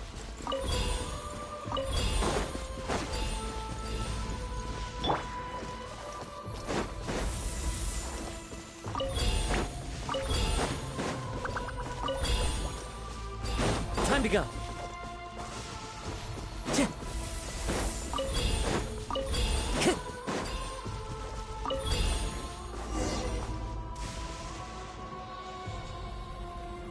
Vichama!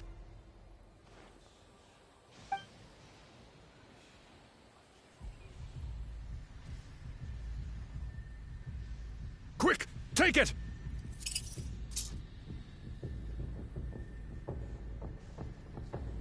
I found Kachina's ancient name. Hang in there, Malko.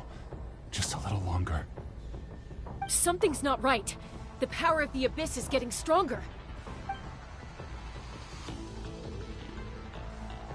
The Abyss is corroding his body. Vichama, you can't keep going. You'll die. I should have died 5 years ago. I just need a little more time. Please, I'm almost there. Thank you.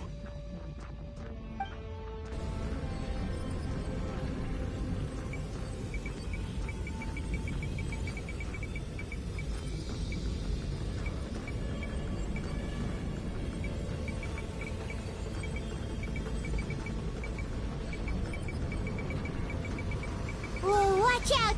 The power of the Abyss is strong.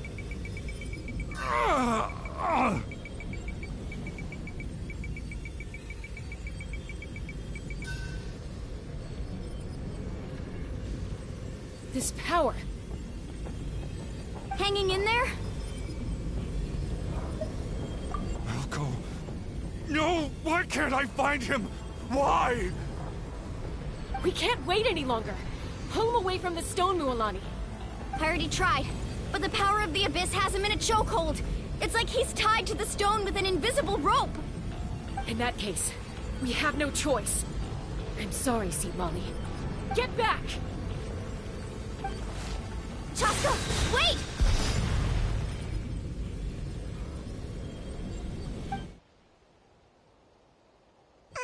Ouch! What happened? It looked like the Spirit Speaker Stone was... The stone's power was spiraling out of control. The only way to stop it was to destroy it. You were all caught in the shockwave of the explosion. You might feel dizzy for a while, but that's normal. Give us a heads up next time, will you? You're lucky we managed to dodge it in time. I thought I said to get back. Yeah, barely a second before you made it go poof. Not everyone has your reflexes, Chaska. We were this close to getting dragged into the explosion. Okay, I'll be more careful next time. At least Kachina's ancient name is still in one piece. Wait, where's Vichama? Vichama! Vichama! I couldn't find Malko's ancient name. It must be completely gone by now. Once your ancient name disappears, there's no coming back. From the very beginning, I knew there was a slim chance, but still. And now... it's too late to save him. From the minute he left that day, it was already too late. Vichama. I'm sure he's heard enough condolences over the years. Let's just give him some space. Huh? What's that in your hands, Vichama? It looks like something's glowing! Huh? This is...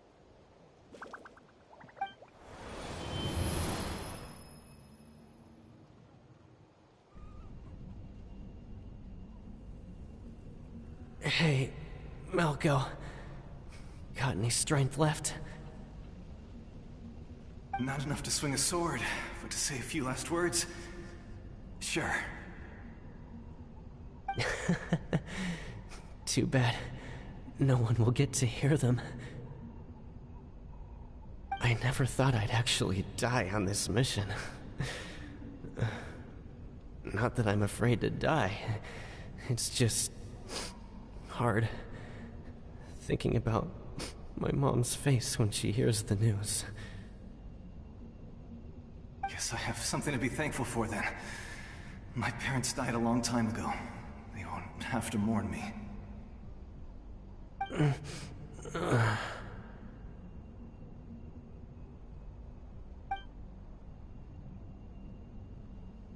Pisak! Always had to beat me at everything, didn't you? Right to the end, you were never one for goodbyes. Maybe you're right. Maybe no one will get to hear our last words. But just in case...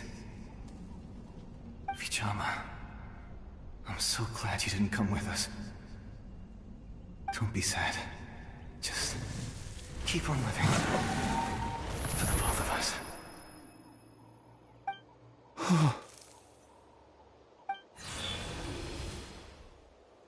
Was that a memory?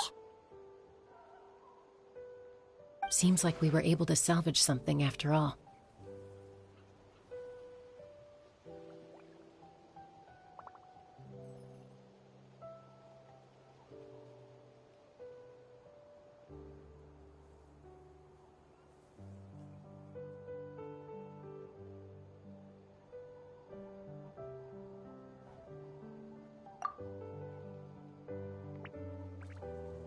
Of course.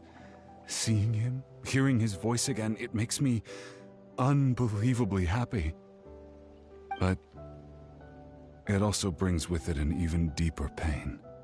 A deeper pain? Why? Malko was always the type to put on a brave face. But in that memory just now, his hands were shaking, and his smile was forced.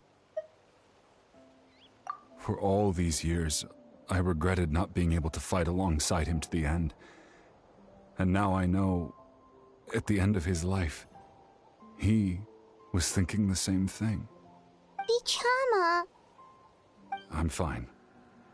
Actually, I heard Chief Wyna wasn't really on board with your plan to go to the Night Kingdom. When you asked for my help, I hesitated too. I knew helping you find your friend's ancient name meant leading you one step closer to danger. But I also understood why you had to try. Everyone has regrets in life, but not everyone gets the chance to make up for them. Once allowed to fester, guilt strips us of our most valuable qualities as warriors. In that sense, we might as well choose the braver path from the very beginning. If I could do it all over again, I would have followed Malco to the front lines no matter what. Even with an injured leg, there were still things I could have done. That way, even if the outcome stayed the same, I still would have fought alongside him to the end. There are critical junctures in life, and if you don't seize the chance to act, there's no going back. That's something I had to learn in hindsight. But you're still at the crossroads of your journey, so I hope you can walk away without regrets. Thank you, Vichama. I feel even more determined now. Kachina will come back to us. I'll make sure of it. I promised I would find her, and I intend to keep that promise. That's good to hear. Strange. My body, it's... Once abyssal corrosion enters the body, a portion will fuse itself to your internal organs. Even though the Traveler possesses powers of purification, the corrosion can never be fully eradicated. Thanks to him, though, you were only briefly exposed. Slowing your breathing and controlling your emotions should help you keep the symptoms in check.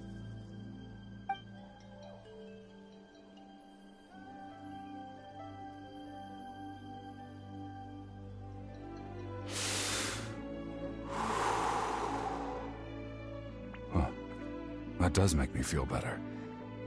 You seem very knowledgeable about all this. Just speaking from experience, that's all. Anyway, we've recovered Kachina's ancient name, so we're off to a great start. Let's get Vichama back to his tribe and tell Wina the good news. And apologize for destroying the Spirit Speaker Stone. We had no choice, though, so he'll probably understand. Right?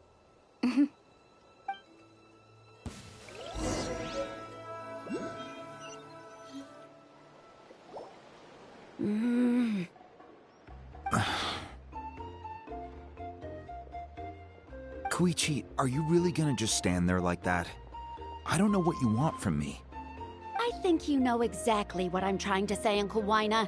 I can hear it in your voice. Honestly, it's just one thing after another with you two.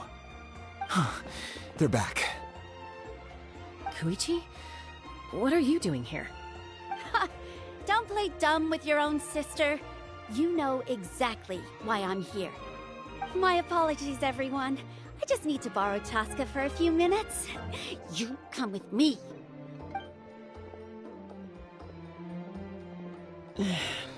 I'll be just a moment. Who was that? Koichi, Chaska's younger sister. Although the two aren't actually related by blood, it's kind of a long story. It's not really my story to tell, but I guess it's not a secret. You see, Chaska was actually raised by cuckoo-saurs. She was afflicted with a rare disease when she was a child, and abandoned in the wild as a result. The Abyss found her out there, all on her own, and tried to devour her. But in the end, all that did was trigger her will to live. That strength of will pushed her to survive. But it also planted a seed of conflict within her. Eventually, she was adopted by the cuckoo-saurs. Wherever they went, she followed, getting into fights right and left. For some reason, Paimon can totally imagine that. Well, when Chaska finally returned to human society, it was Koichi's parents who adopted her. At the time, Chaska still had a habit of getting into fights, so Koichi was always taking her around, apologizing to everyone. Ah, I remember those days. One of those fights was definitely with me. But, you know, kids. You're fighting one minute and your friend's the next.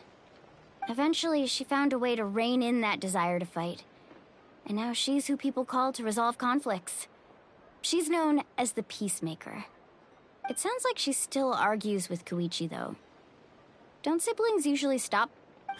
That's partly my fault. Koichi asked me to stop Chaska from doing anything dangerous, but you probably know by now, once Chaska makes up her mind, there's no changing it. Oh, I get it. No wonder you tried to talk us out of going to the Night Kingdom. Chaska even said that wasn't like you. I'm all for your adventure. You need to take risks when you're young. Because by the time you're my age, you couldn't attempt something like that even if you wanted to. Better try now than live with regrets later. That's what I say. Still, I can understand where Koichi's coming from. In the end, nobody wants to sit back and let a loved one put their life on the line.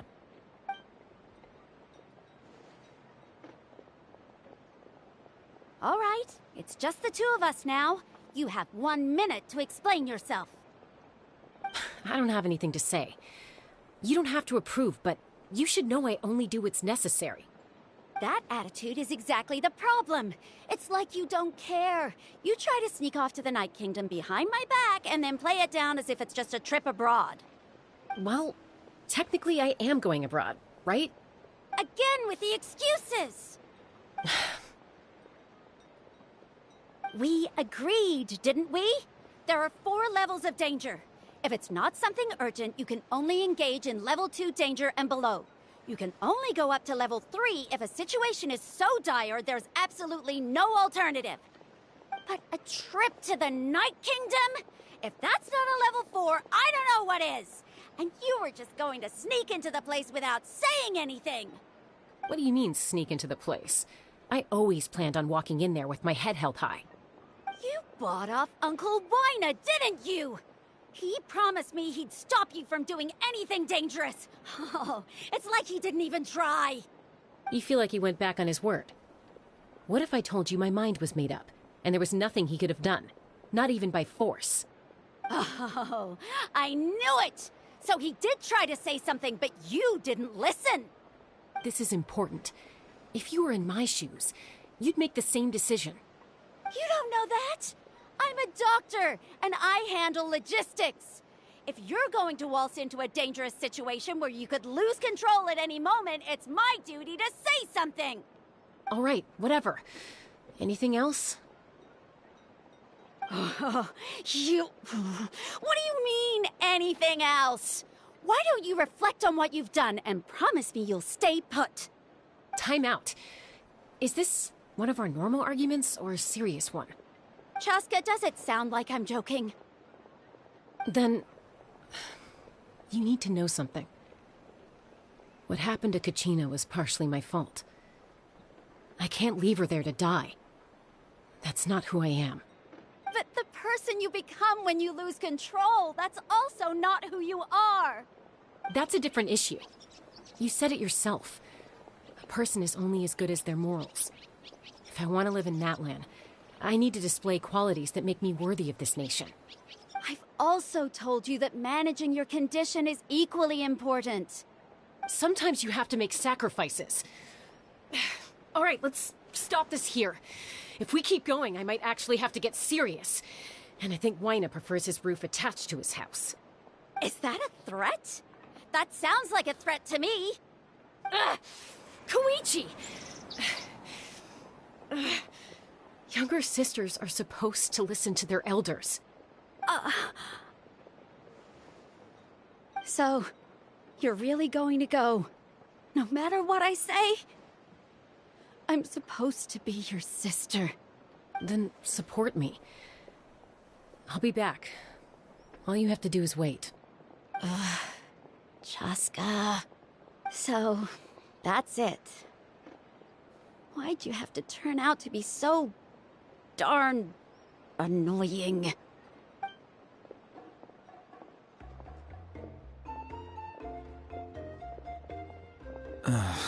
You two are something else. Something you wanted to say? I know you aren't related by blood, but you two sure are similar. Really? You know, I said that very thing to Koichi not too long ago, and she reacted the exact same way, down to the very tone of voice. It's not my place to get involved, but I will say this. Try to spend a little more time with your sister. You're tough kids. That doesn't mean you have to go it alone. Thank you. Anytime. All right. If you're done with the Spirit Speaker Stone, you might as well hand it over. According to Kinich, it's an important ceremonial artifact, so it'd be safer to keep it with me. About that. It If only Tone Deaf Bard was here, he could have repaired it just like the Holy Liar. It might be in a few more pieces than you remember. Huh?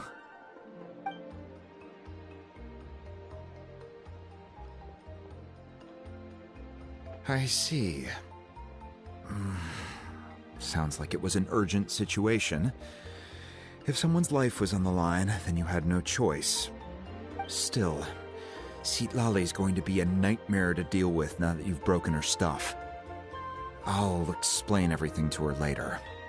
Stay safe out there in the Night Kingdom, okay? I'll wait here for your safe return.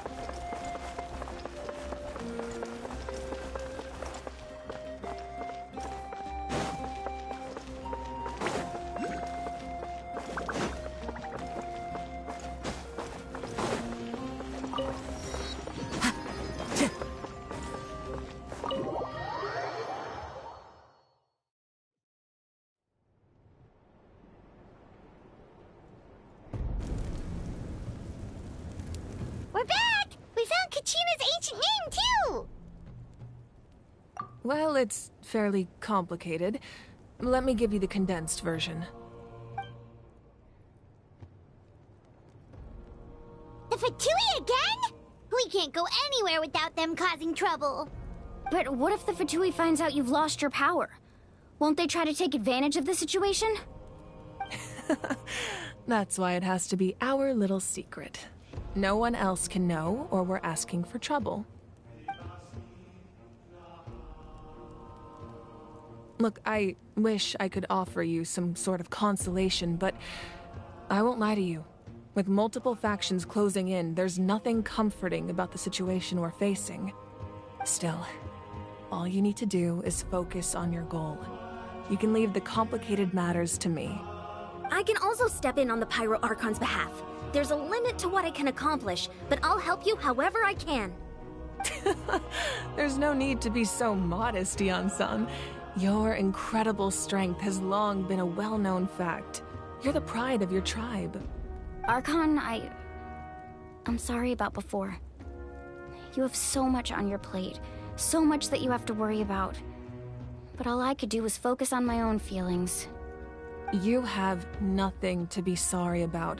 We all get overwhelmed by our emotions, myself included. Your reaction to Kachina's disappearance, I understand that feeling very well. Well, now that we have Kachina's ancient name, let's go track her down. Follow me.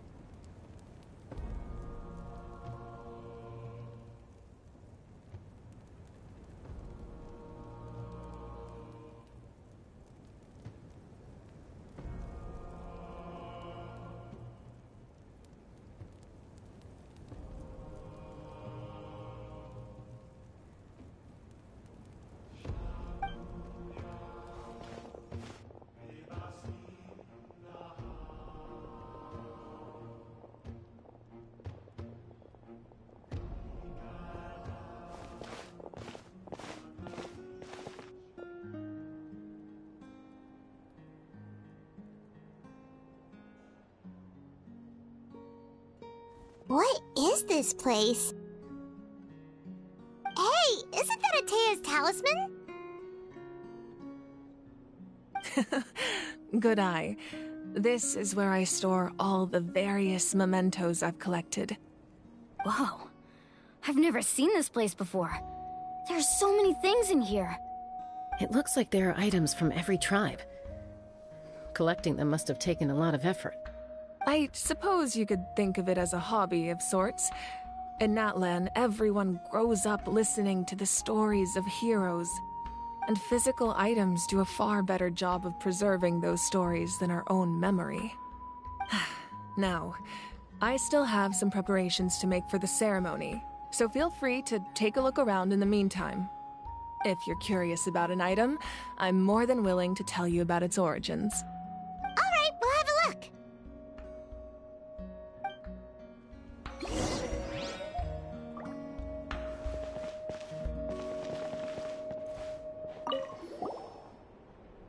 This is Atea's talisman.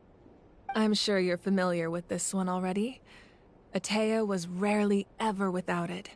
The talisman brought her a lot of luck in battle.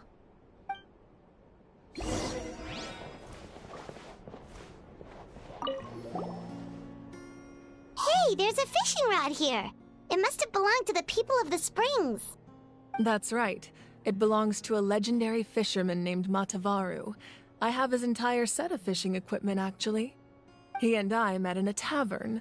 He told me about a particular kind of giant fish and his meticulous plan to catch it. In his eyes, I saw a hunger and a strong fighting spirit. To him, the sea was the battlefield upon which he staked his honor. So, did he do it? The next time I saw him, he was covered in scars. It turned out the fish he sought had been corroded by the abyss. He managed to kill the fish, but sustained a serious injury in the process, which meant he could never go deep-sea fishing again. Can a fisherman claim victory if he fails to bring back his catch? That's what he asked me in the end. Well, Paimon thinks he won. That was my answer as well. The experience was far more valuable than the prize itself. In the end, he didn't want his tools to go to waste, so he gave them to me. Wait, that means you also know how to fish. Maybe we can go head-to-head sometime.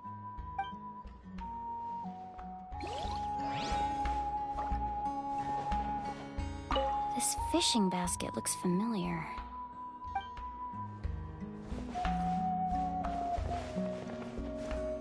This flower looks like it's thriving. You must be good at taking care of plants, Archon.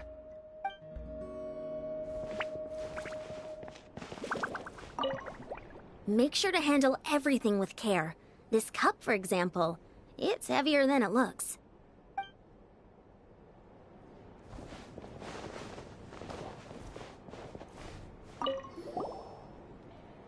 Whoa, that belt is bigger than Paimon's head! The Collective of Plenty are known for their bodybuilding competitions and contests of strength. This belt is a symbol of great honor within the tribe. The association with strength might also have been the reason the original belt was extremely heavy. It was difficult for even two people to lift. And even if a warrior had the strength to put it on, wearing it for any length of time would still leave them gasping for breath. Sounds like it.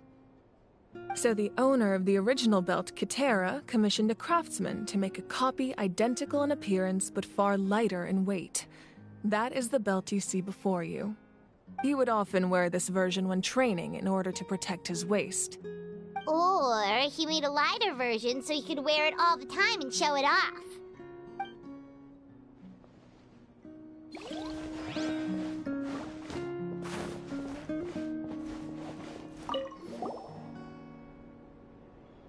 There are so many jars and potions around here. Do they have anything to do with alchemy? No, those belong to the Masters of the Nightwind. They're ceremonial tools used to amplify the ability to communicate with the Night Kingdom and the Wayab. Yamaya is an expert in this field, and she taught me a lot. Even though she appears stoic and serious, she actually has a keen sense of humor. The tools you see here are quite traditional. Her students found them outdated, so she passed them on to me. The contents of the jars aren't all that special. Oh, except the big jar in the middle. That's what she really wanted to give me. Ooh, must be something really cool. What's inside? Grape juice. Huh? It's quite tasty, although probably expired by now.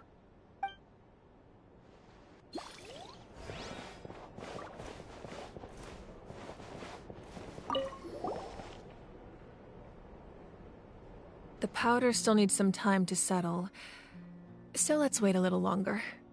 Well, what do you think of my collection? Do you feel like you have a better understanding of Natlan's culture now? Yeah! If each item represents a different story, seems like Natlan's really been through a lot. Does every item hold a special memory, just like Atea's talisman? That's right. The items in my collection actually serve a similar purpose to the ancient names passed down among the tribes. They demonstrate the true shape of time. The shape of time? Most people perceive time as a linear concept, almost like a straight line that can only move forward. We cannot change the past or predict the future. But there's also a different theory, one that I believe to be closer to the truth. Namely, that the past, present, and future all exist at once. At once? Paimon's not sure she understands. Let's say your journey ended right now. Thinking back on your experience in each nation, which one would you say was the most important?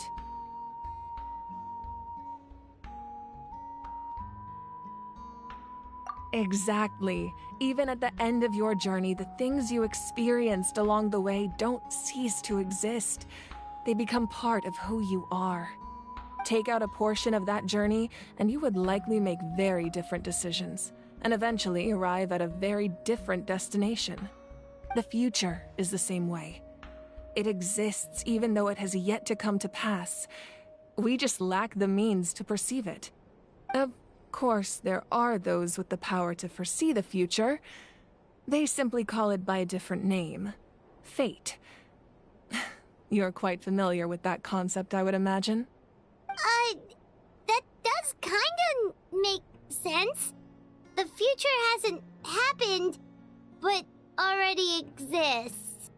Humanity excels at living in the present, but too often we forget the past and neglect the future. While the pilgrimage and the Night Warden Wars lead us to a better future. Only by uniting the people of Natlan across countless eras can we fight back against an enemy as formidable as the Abyss. To come up with such a set of rules, the first Pyro Archon must have possessed a level of insight I can only imagine. That's correct. At first, he was a mortal man with no special power.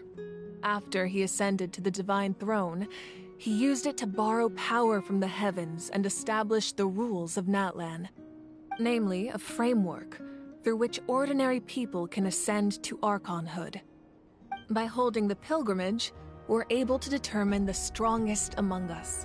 And when that person ascends to the Divine Throne, their inner flame will awaken. In addition, the sacred flame will grant them significant knowledge and memory of this land. After all, that's how I came to know everything I just told you. So, it all comes down to the power of the Divine Throne and the rules. Wait, is that a family portrait? Yes. That's my mother, father, younger sister, and the little saurians we raised. I turned a piece of my dad's leather armor into a canvas and commissioned a famous artist to paint our likeness. Your sister is so cute! It looks like the two of you are really close. Paimon was having a hard time thinking of an Archon as an ordinary person, but seeing this portrait, it kinda makes sense now. It really doesn't look like there was anything special about you before.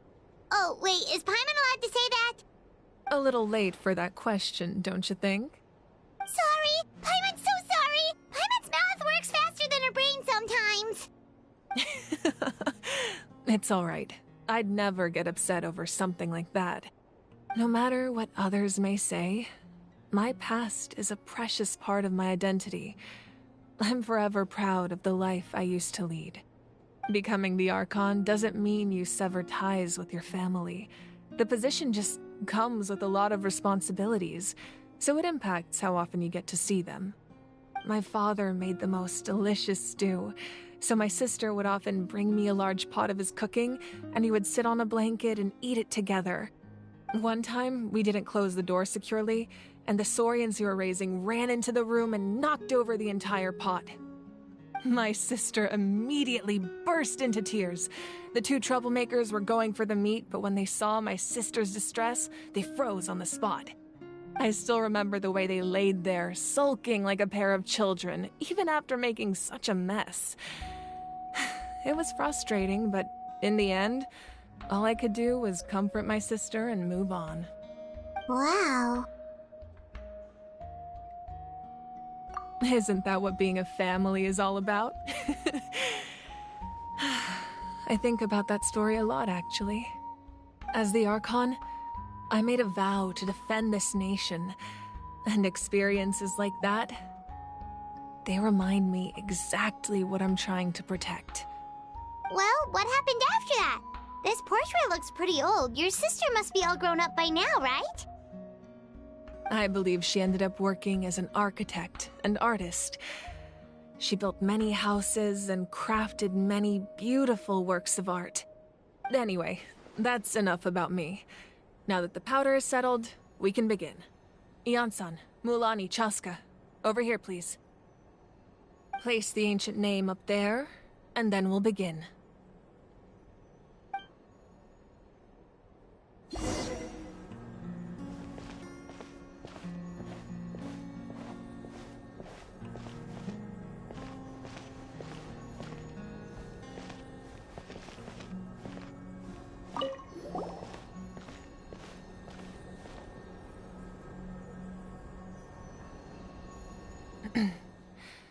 Surely as the echoes of life resound through heaven and earth, so too shall our stories remain eternal. Ancient name, take us to your fated bearer. Allow her to answer our call.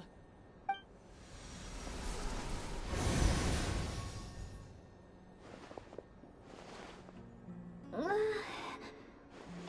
I hallucinating again? Kachina! Are you okay? Huh? I'm not seeing things, am I? Is the Abyss playing tricks on me again?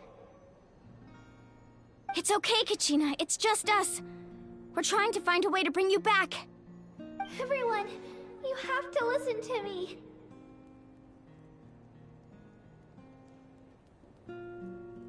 I've been investigating the Night Kingdom this entire time, and I figured out what's wrong. The Wyab is being affected by the Abyss. I was waiting for the Wyab to send me back, but then this really strong monster came in and it almost killed me.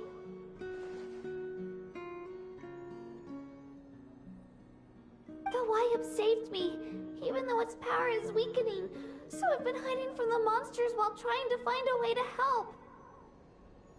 The Night Kingdom has become a huge mess, though. I keep hearing these awful sounds and seeing really horrible things. Don't listen to those sounds, Kachina. The Abyss is trying to strip you of your sanity. All you need to do is stay safe and wait for us. We'll be there shortly. It's okay. I feel so much better now that I've had the chance to talk to you guys. You don't need to worry about me. I've never been strong or special at all, really. So I don't blame anyone for forgetting about me or leaving me behind. Just knowing you care is more than enough. I'll find a way back. You don't have to put yourselves in danger to come rescue me. You're always like this, Kachina. Now's not the time to act tough. We're coming for you, and that's final. I don't know what lies the Abyss has been feeding you, but I'll tell you something right now. Nobody here sees you as a burden. You're a victor of the Night Warden Wars, a hero of Natlan. All you need to do is wait for us to rescue you, and you'll get all the applause and recognition you deserve.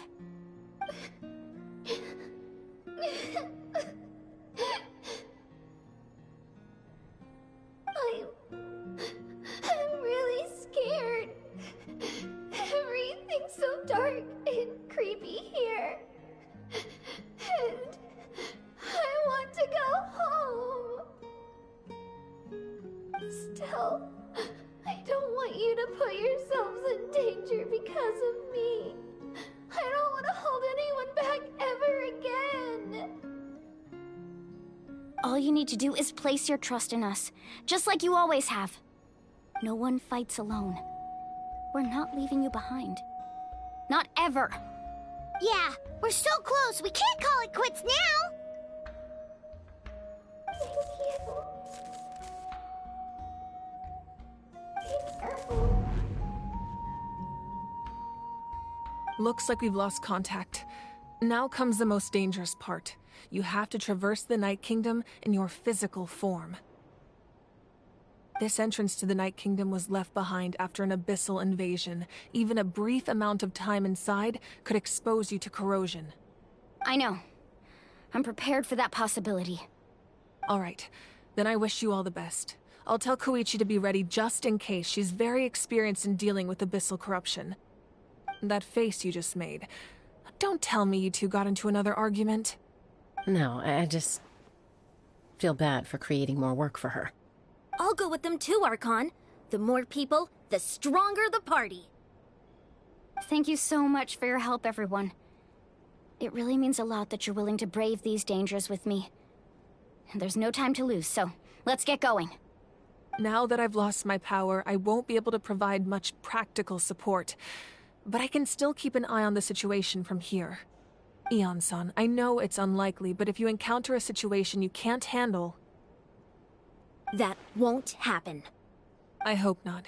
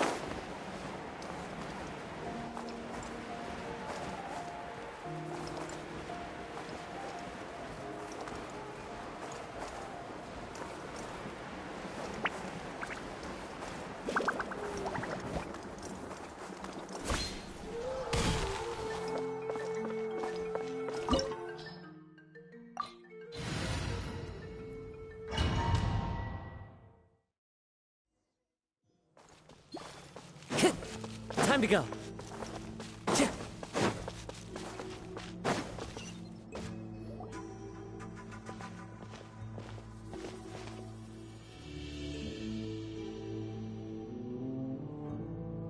So we're underneath Natlan right now? It looks nothing like Paimon was imagining. That's because in the distant past, Natlan was home to an incredibly advanced civilization ruled by dragons. Humans only established their own society after the fall of the dragons. So these are Saurian ruins? Wait, you mean like the elemental sovereigns? They had their own advanced civilization? Yes, a really long time ago. Very few records have survived until now, so no one really knows what the devices here are for. These ruins have been abandoned for a long time. But with the recent increase in Abyss activity, the installations around here have somehow been activated again. So what you're saying is, we're not in for an easy trip to the Night Kingdom. No. It's going to be obstacle after obstacle from here on out.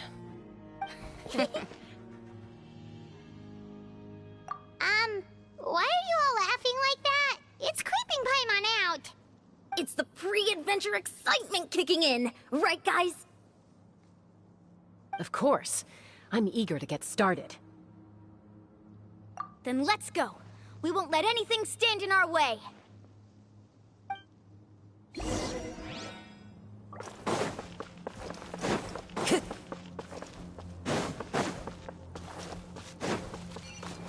Seems like the road ends here. How should we get across?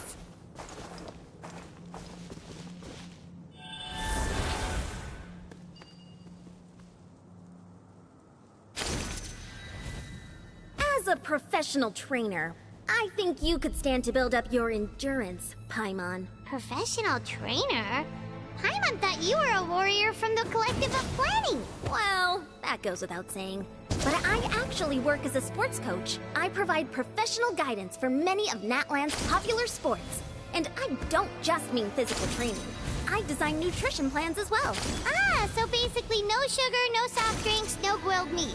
Yeah, we'll be here all day if you list them out one by one. It's much faster to just focus on what's good for you. Such as? Vegetable juice. Want some? You know, Ian-san, Paimon feels like the two of us might not see eye to eye.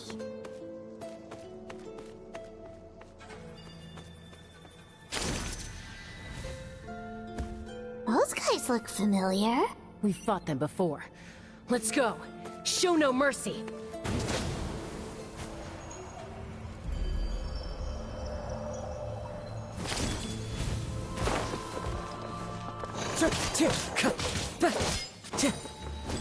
The wind knows me. Everybody stand! Clouds high. The birds call.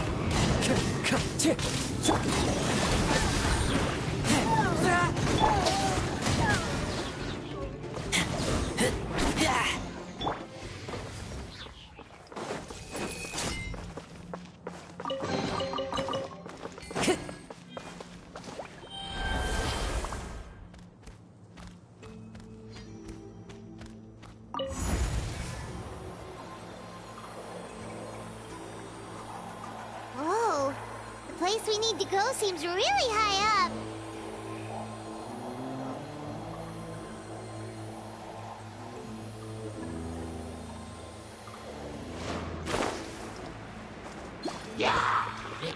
One with nature.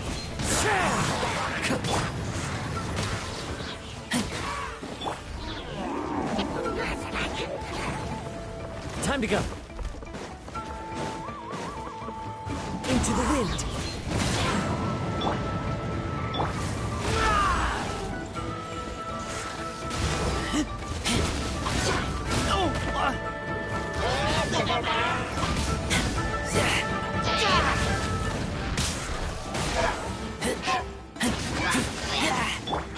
Fallen leaves, adorn my night!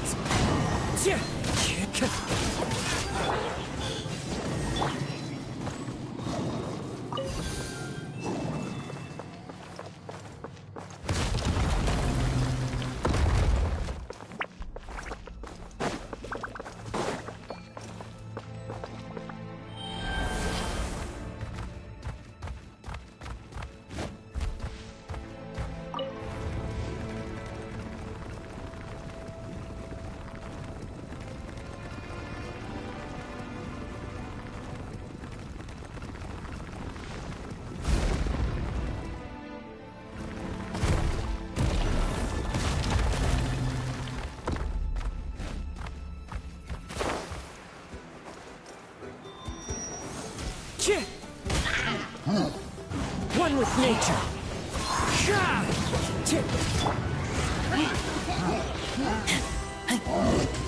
As one with wind and cloud. The wind knows me.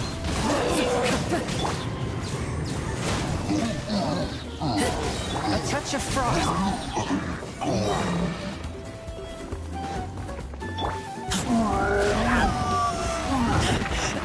I taste blood. Get back! I'm going in! Clouds high. The birds call. Submit for judgment.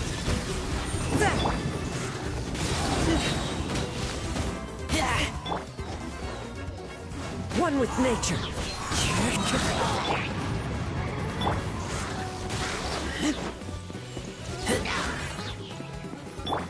Into the wind.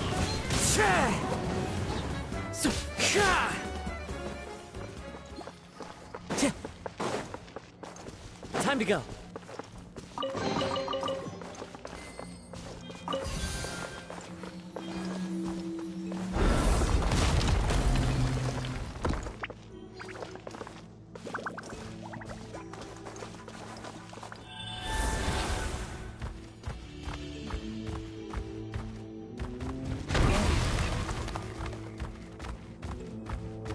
This is the final stretch. We just need to climb up, and we'll be there.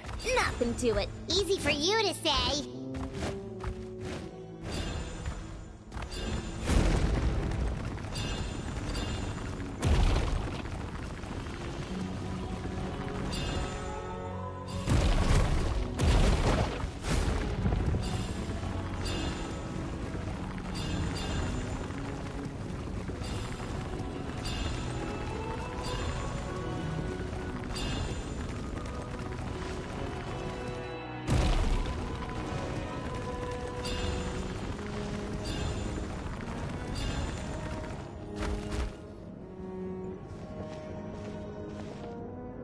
This must be the entrance the Pyro Archon told us about. The one ripped open by the Abyss. Yes. There's something in the depths of this place that feels familiar, yet also foreign. We actually have to go in there? Okay, Paimon just needs to psych herself up. Don't push her through before she's ready.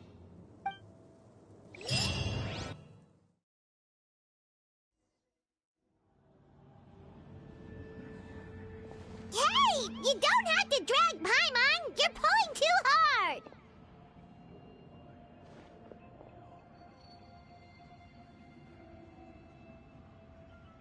Looks like we made it. This is the Night Kingdom.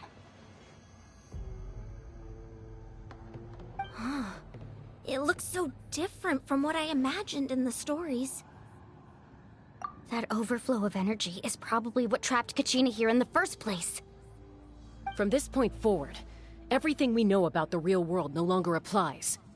Anything can happen here. Paimon's more worried about how we're gonna make it out. We obviously can't go back the way we came.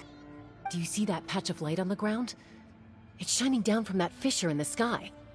Oh yeah, right in front of us. So that's coming from up there? Oh, it's so high up. Did we really fall that far down? Just like I said, our real-world knowledge doesn't apply here. We fell all this way, yet came out completely unscathed. If this was the real world, we'd have to climb our way back up to the entrance. But here, all we have to do is stand underneath the light and offer a prayer. That's it?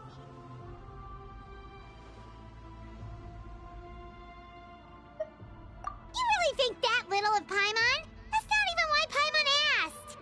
So that means all we need to do is find Kachina and bring her to this location. Exactly. This light is streaming in from the real world. It's a link between the two realms. The terrain looks difficult to navigate, and the visibility's not great either. How are we supposed to find Kachina in these conditions? Yeah, these floating black things don't look super friendly either. Those are all manifestations of abyssal power. Be careful. Ghost! A talking ghost! Calm down, I'm here to help. You're the ones who helped Vichama, right? Yes, I'm Vichama's friend, Malko. I was completely lost to this realm until I sensed a mysterious power calling out to me. It's like it was seeking me out, attempting to reassemble the pieces of who I used to be. Of course, it could only do so much. I'm sorry I can only appear before you in this imperfect form. No, we should be the ones apologizing. If the Spirit Speaker Stone hadn't become corrupted by the Abyss, we could have done much more. But we had to destroy it. Otherwise, Vichama and his tribe would have been in danger. Of course. Thank you for protecting him. I never imagined that, even after all these years, he'd still take such a risk for me. Under the power of the stone, it felt like our souls were connected. Turns out even our regrets were exactly the same. Whether in triumph or death, you want your best friend by your side. Exactly. That may not be in the cards for us, but it's not too late for you. You're looking for a young girl from the Children of Echoes, right? She's being chased by an embodiment of abyssal power. I'd like to help her while I'm still in this form, so follow me. Be careful. This place has been severely corroded by the Abyss. Paimon didn't realize it had gotten this bad. It's like a seething volcano ready to engulf our world at any moment.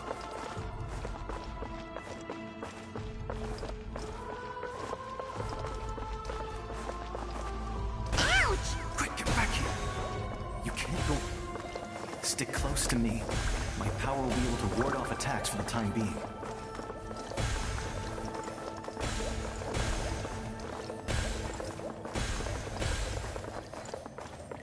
We won't be able to keep this up. Let's try another route. This way.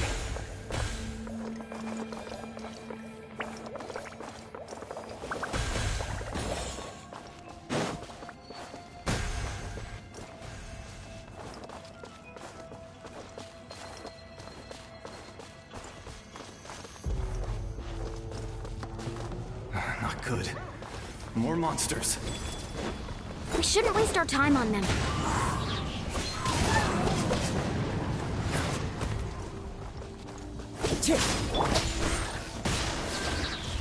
Everybody stand back!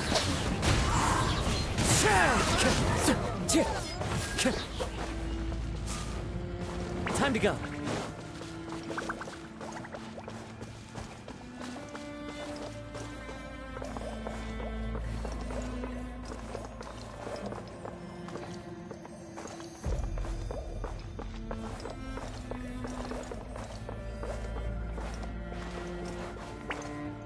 Oh, Paimon can't see anything!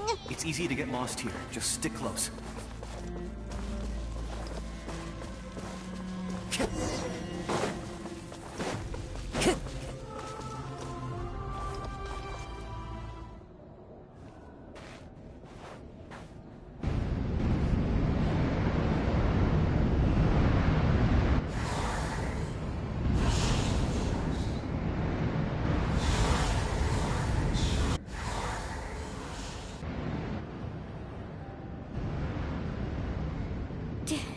Did you hear that? What? Never mind. It was probably just my imagination. Don't scare Paimon like that! I heard it too. It was a voice from the Abyss. What did it say? Doesn't matter. It certainly doesn't harbor good intentions.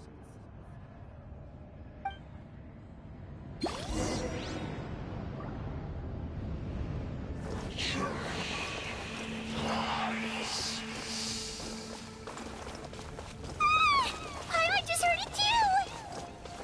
Let's keep going. Paimon wants to get out of this place!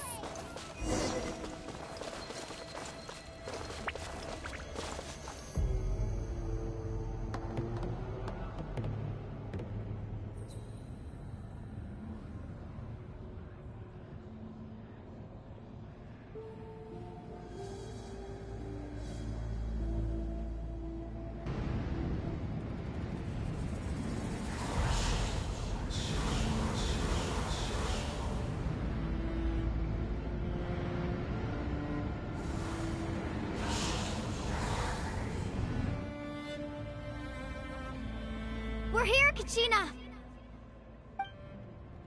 Oh, honey? You made it! Looks like our reunion will have to wait until we take care of these monsters. Good idea. Let's go!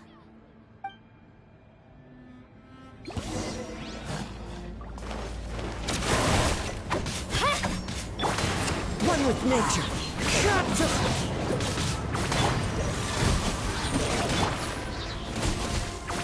Fallen leaves, Adorn my night!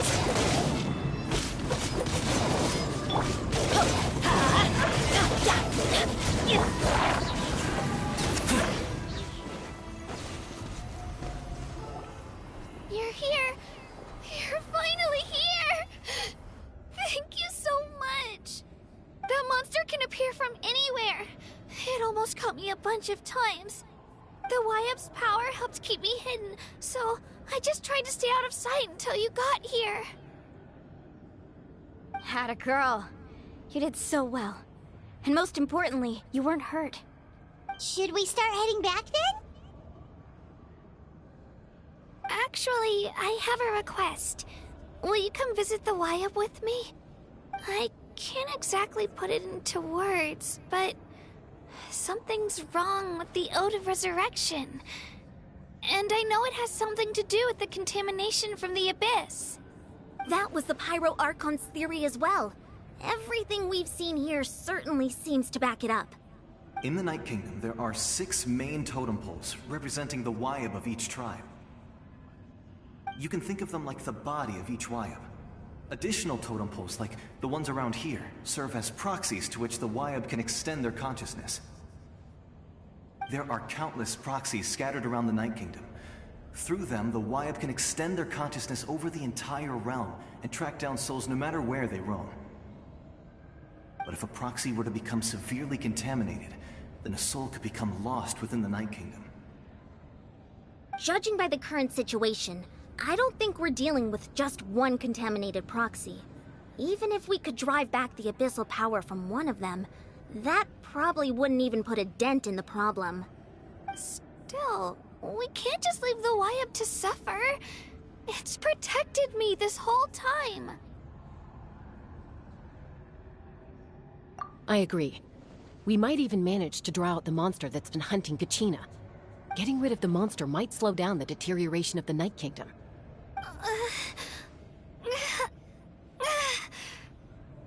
Kachina? What's wrong? Nothing. Just a headache. And that voice again, telling me to abandon the Wyap and leave this place. Maybe we really should leave. Kachina's already been here for too long. No, I'm fine. I don't plan on listening to that nonsense. I can hold on. Just up ahead. I'll lead the way. Besides, I can still fight, so please, help me out a little longer. Listen to me, Kachina. We'll come with you, but that's because we want to help the Wyap, not because we have something to prove. You don't have anything to prove either. It's okay if you reach your limit. We'll be there for you. All right. The sooner we get this done, the better. We've already come all this way, so we might as well try to get to the bottom of this. Let's go. This way. I'll stay here and try to stall the Abyss monster. All by yourself? That's too dangerous. It's all right. I may not be as strong as that monster, but I'm definitely more familiar with the area. Besides, I don't have much time left. If you're anything like my friend, I'm sure you're not particularly fond of goodbyes. So go. Achieve your goal, and return to the world where you belong. Thank you for everything. You're a true hero. Thank you. No one fights alone.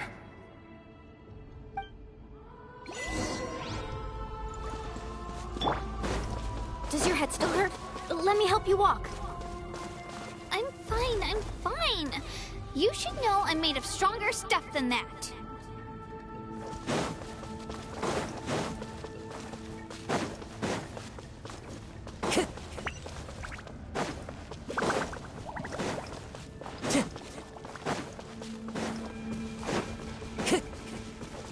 Time to go.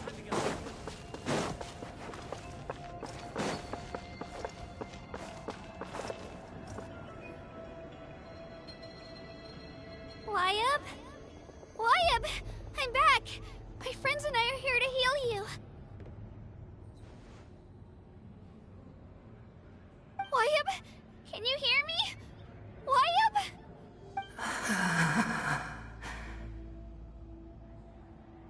we were right. The contamination is already too severe. It's preventing the Wyab from answering our calls. Alright, get ready, everyone. Time to purge the abyssal energy from this place. Careful. We've got company. Already?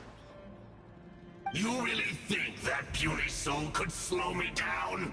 Courage in the face of futility is pure folly. He tried to get in my way, so I disposed of him. You killed Malco? He would have dispersed with or without me. Rather than worrying about him, I would urge you to focus on yourself. You may have defeated others of my kind in the past, but underestimate me now, and it will be to your peril. No, the power of the Abyss is intoxicating. The destruction it seeks captivates like a masterful work of art. I strive only for the opportunity to see it up close. I thought this naive little girl was an exception, but it turns out humanity is full of lambs willing to offer themselves up to the slaughter. That is the tragedy of your short lives. You understand nothing of all-encompassing power. Ancient names, pride, friendship, all empty ideas invented to give you a false sense of self-worth. They possess no power at all. The Pyro Archon created those grandiose ideals out of pure selfishness. Anything to avoid sharing power. Anything to avoid handing over the primordial gift to ordinary people like you. Don't believe me? Then ask yourself, why is the Pyro Archon strong beyond measure, while you, Kachina, remain so pathetically weak?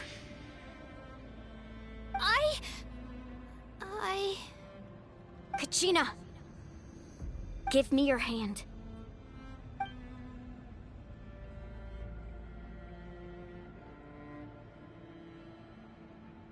Feel that? I'm right here next to you. Thanks, Moalani. You're right. I have nothing to fear. Because I'm not alone anymore. You're right. Maybe comforting ideals don't have any power. But you also couldn't be more wrong. You've never had to work for your own strength, so you will never understand the true source of our power. What? The courage we have to stand before you and not back down? It comes from our friendship. The power lies not in the ideal itself, but in our commitment to upholding that ideal, and in our decision to stand together and fight! Well said! Let's go, Kachina. It shouldn't take more than 2 of us to handle an enemy like this. Sorry in advance, but you deserve what's coming to you! There aren't many in Natlan who can beat us when we're together. It's time he got a taste of that kind of power. Off we go. Check this out. Best of luck. Let's ride. Right here. Drilling down. Coming.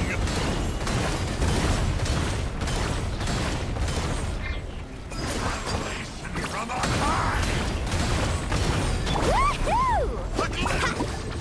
Yeah!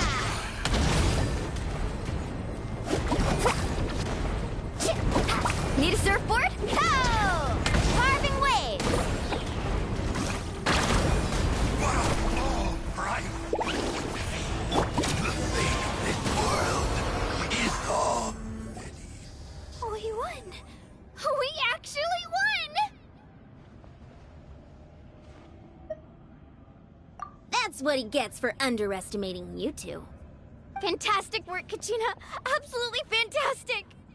This makes me so unbelievably happy. I'm happy too, Moalani. Together we really are unstoppable.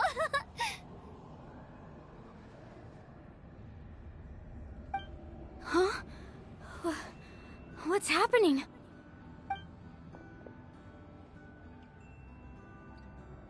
My ancient name is glowing? But I thought I didn't bring it with me. It's probably a projection from the real world. But that doesn't explain why it's glowing all of a sudden. Wait, does that mean you're...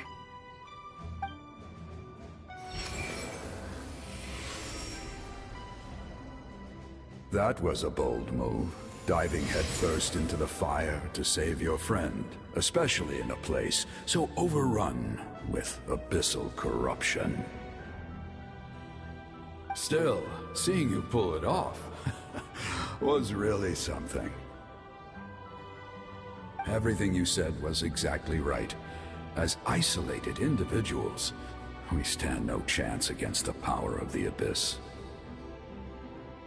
It took years' worth of scars and lots of unnecessary suffering for me to understand that for myself. The Pyro Archon's plan will unite us as one. Everyone has a part to play. Only then will we have the power to defeat the strongest of foes. Who are you? Tupac, a warrior from the people of the Springs. I fought against the Abyss during the invasion 500 years ago. I've heard that name before. You were the giant who saved all of Natlan. Since you were able to awaken my words from your ancient name, that means you have fully embodied the aspirations of the Wayub. Under the name Umoja, you shall unite the tribes and save Natlan from its impending doom. Me? As long as blood still runs through your veins, even the tiniest spark of steel against stone can ignite a flame. Its blaze will become one with our vision for Natlan. Even amid everlasting darkness, our bonds remain eternal.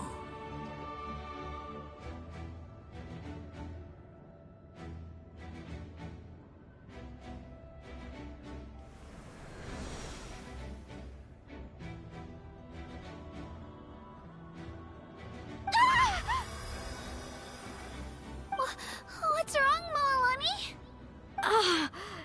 So many memories. My brain was just flooded with everything he once knew. So that's what happened. What do you mean? Did you just figure something out? 500 years ago, they foresaw the very crisis we're facing now. Efforts to save Natlan started all the way back then. We can go over the details once we get back. We shouldn't linger here longer than we have to. I know bits and pieces, but I had no idea Mualani was also part of the plan. This sounds like something that's going to need a lot of explaining. Let's focus on saving the Wayub first.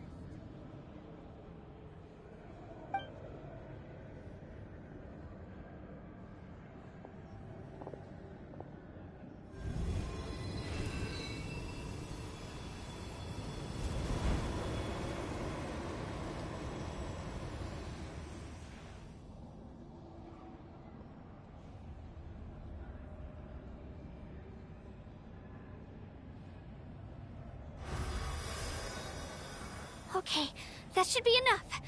Wayub? Wayub? Can you hear me?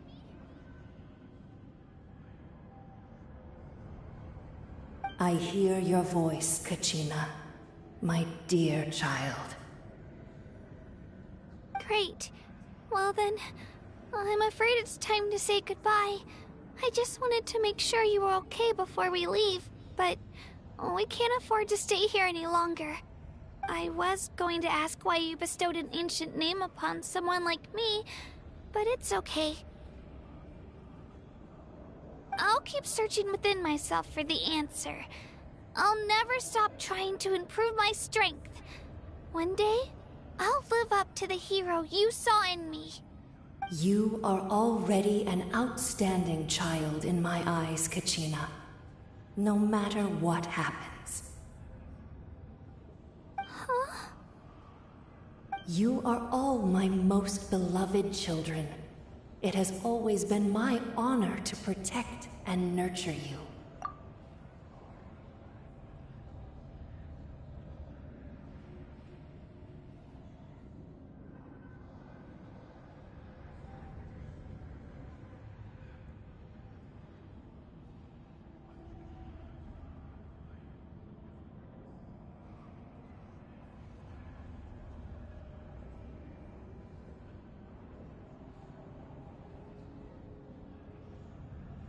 Your ancient name is just that.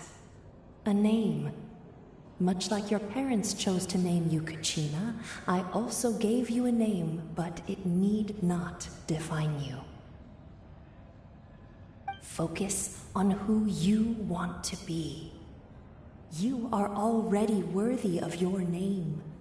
Now, you need only devote yourself to becoming a better you. The story of your ancient name is for you to continue. Just like your parents, my love for you will never change, no matter what the future holds.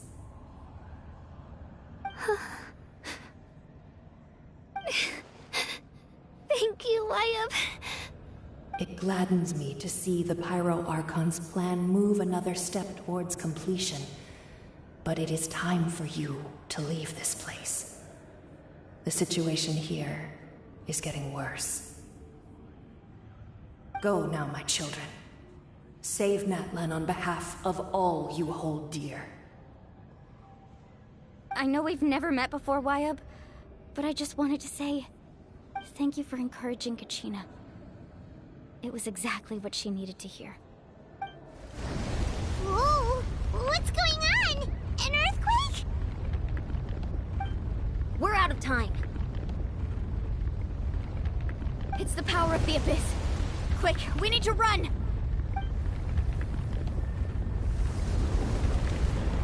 It's a Seelie! The Seelie opened the way for us!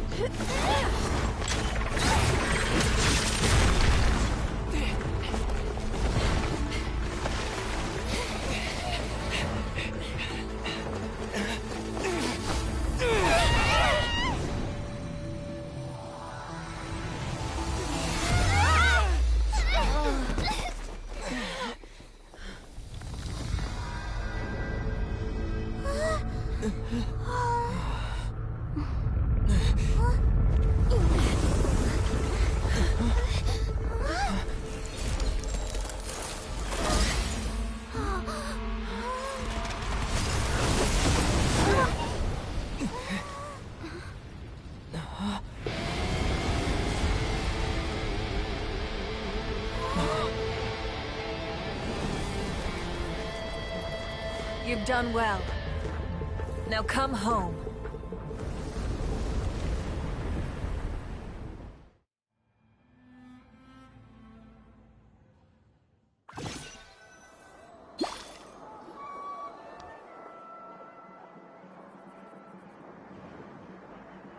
We're back! The Pyro Archon saved us. But she's not here. Yeah, didn't used it all up? She's still in the speaker's chamber.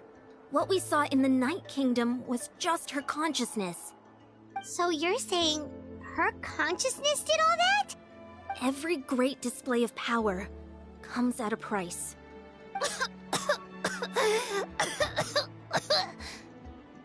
You must feel terrible, Kachina. Just hold on. We'll get you to a doctor soon. Let's get back to the stadium. The Pyro Archon said she'd have a doctor waiting for us. I recommend getting a full checkup, just to make sure no damage gets left behind. Paimon feels okay. What about you, Traveler? Right. You always seem to do pretty well against the Abyss.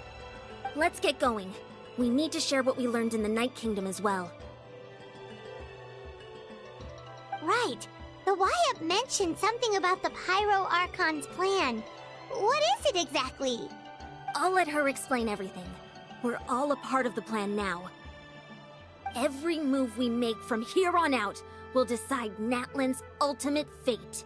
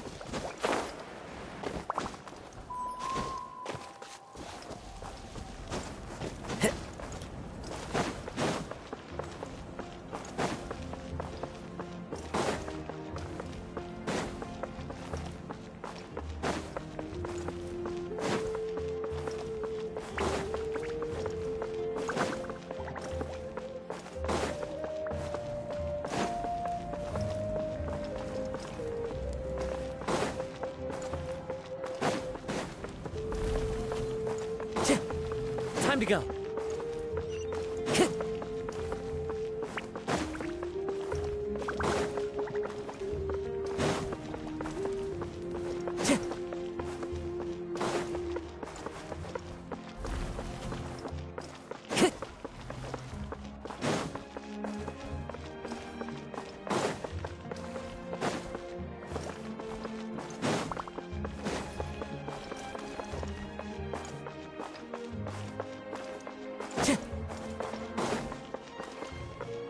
Time to go.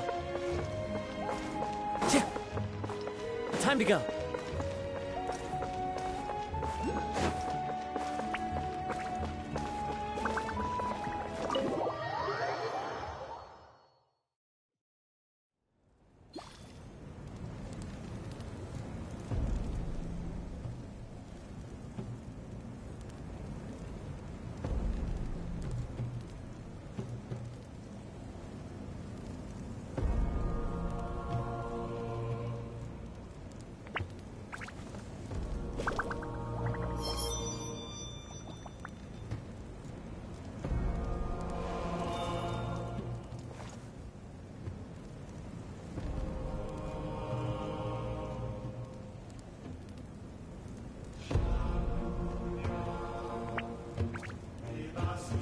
There are leaves around, and I know just the tune to accompany them, if you wish to hear it.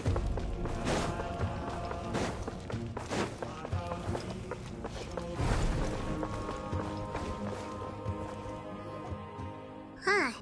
There's a lot less stuff here than before. It's good to see you all here in one piece. I know you must have a lot of questions, but let Koichi check you over first. It's best not to let any lingering effects of the Abyss go untreated. Thank goodness you made it back. I came here as soon as the Pyro Archon told me about your plan. Take a seat, everybody. I'll examine you one by one.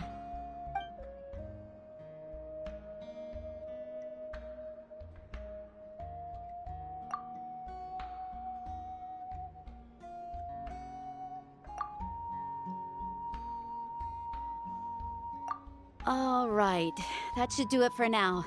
But just to be safe, I'll perform another checkup in a couple of days.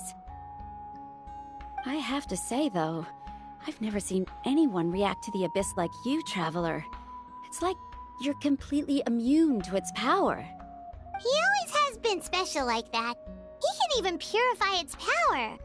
Wait, now that you mention it, Paimon doesn't think she's affected either. Given the current situation, that ability will likely play a great role in the events to come. Of course. I still have patients to see, so I'll head out. Thank you, Koichi. All right, all right. We might not see eye to eye, but we both had good intentions. Just give it time. I'm sure we'll figure things out between us one day. Yeah.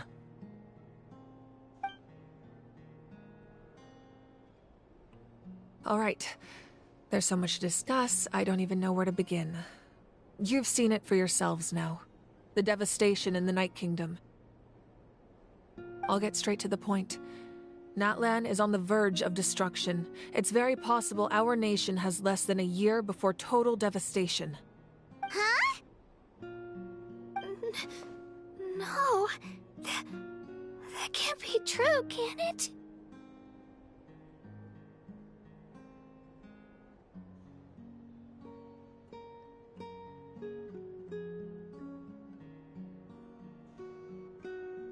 That's right. But I've only ever disclosed that fact to the handful of people working with me to save this nation. Our looming destruction is not a recent development, but the inevitable conclusion of the disaster the Abyss initiated 500 years ago. Mualani told us a little bit about that. 500 years ago, all the nations of Teyvat were invaded by the Abyss.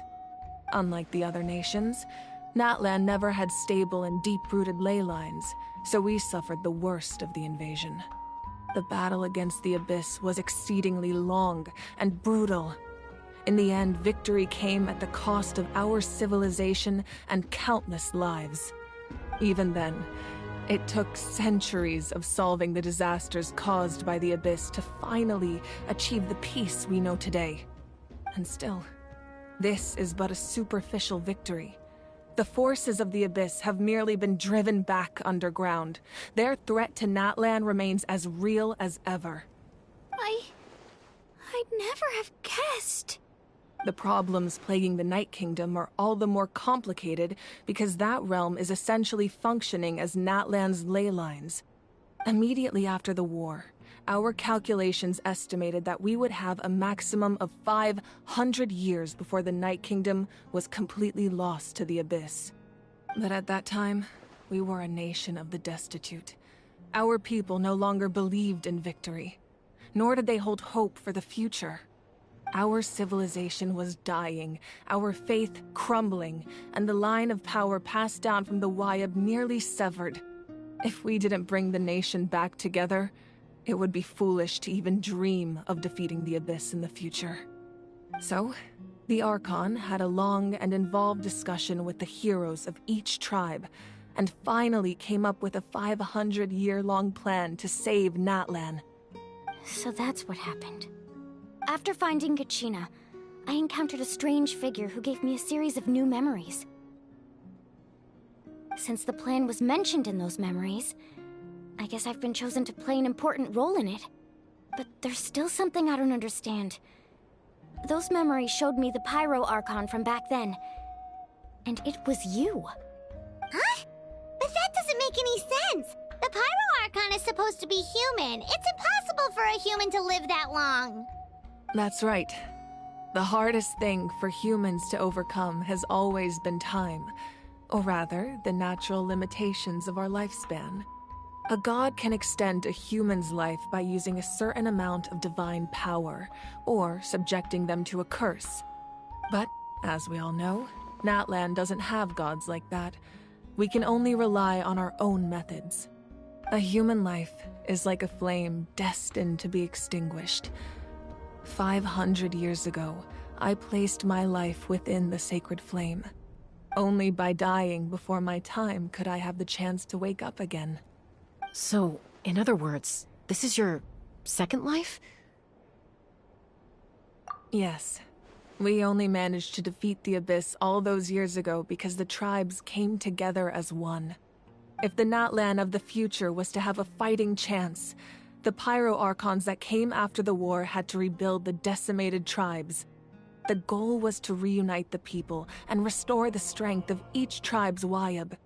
Once a tribe was back to its full strength, the tribe's Wyab would select a hero, indicating the tribe was once again ready for war. The Chosen would then stand by my side in defense of our nation, just like great heroes of old, 500 years ago. So that means I'm one of the Chosen?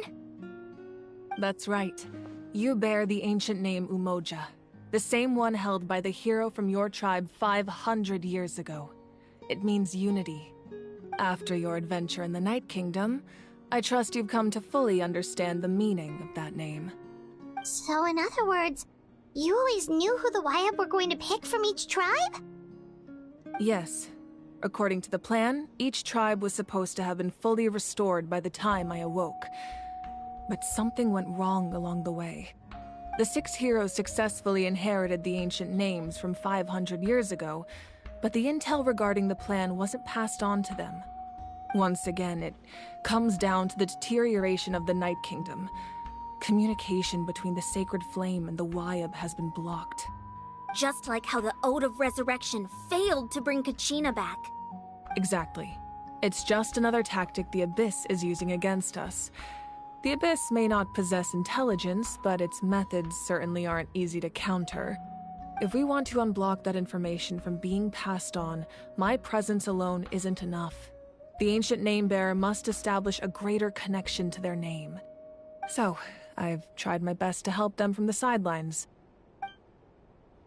Currently, Shilonin of the Children of Echoes, Kinich of the Scions of the Canopy, and Iansan of the Collective of Plenty have all been acknowledged by their names. During your adventure, you too earned the acknowledgement of your Wyab, Mualani. In the process, you gained the memories stored within your name. But we have less than a year! Yes, but we have no choice. We cannot start the plan until all the heroes have been gathered. That's also why I haven't been able to take action despite the urgency of the situation. But if you knew this whole time, why didn't you just tell me about my role in all this? Wouldn't that make everything go a lot faster? Perhaps, but the opposite could also be true. Knowing your destiny too early could mean failing to realize your full potential. Just like your determination to save Kachina, I hope your commitment to this endeavor comes from your own strength of will, rather than a sense of obligation. So I suppose you're not going to tell us who the final 2 heroes are then? That's right. Their time is yet to come. Putting pressure on them beforehand will only hinder their development. I can only trust in the judgment of the Wyab. I have never believed I could solve this crisis alone. In fact, it was precisely because I chose to trust and rely on others that we managed to get this far. Natlan's salvation lies not in its Archon or any singular individual, but in us all.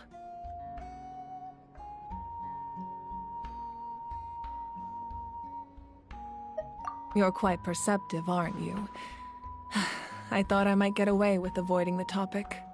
Huh? Oh, right! All of the stuff you stored here before, where did it all go? Even though I sacrificed my power, I still needed a contingency plan to ensure you would make it back from the Night Kingdom. After all, I was the one who allowed you to take that risk, and Mualani has an important role to play in my plan.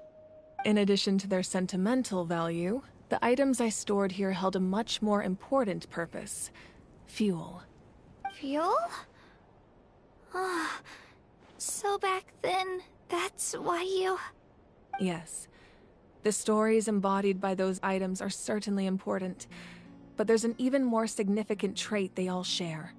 Every item belonged to a hero of Natlan. Over time, they became imbued with a certain amount of contending fire from being carried in battle. On their own, each item's power is limited, but together their combined effect can prove quite useful in a dire situation. By burning those items, I was able to activate the contending fire stored within them to open the boundary between the 2 worlds. It was a rather crude approach, so all their power was depleted in an instant, as you can see. But aren't they all precious treasures? What about their stories? That's exactly why I dragged you all here. No matter what, I never wanted the Pyro Archon to have to use that power.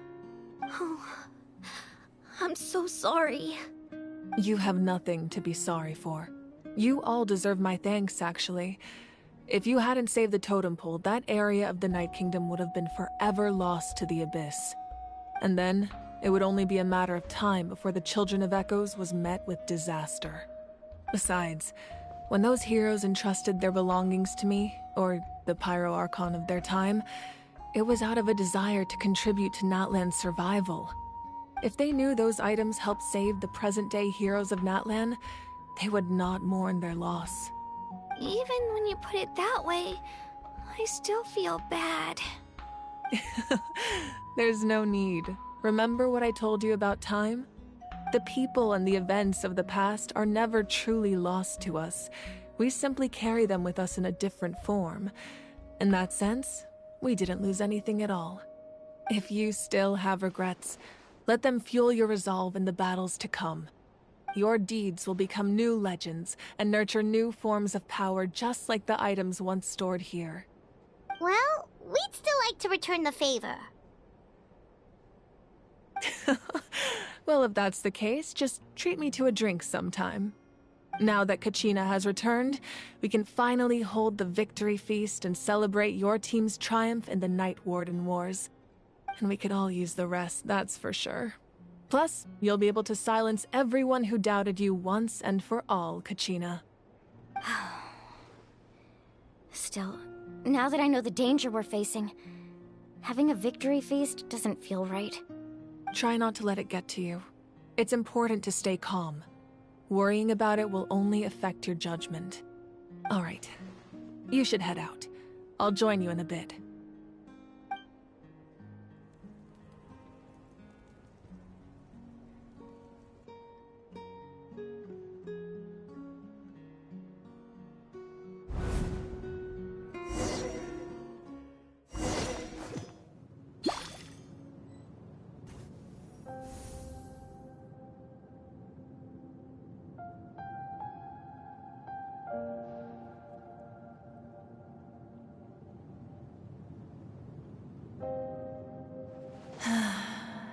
When I was young, I used to sit by the hot springs and listen to the stories of warriors from all over Natlan.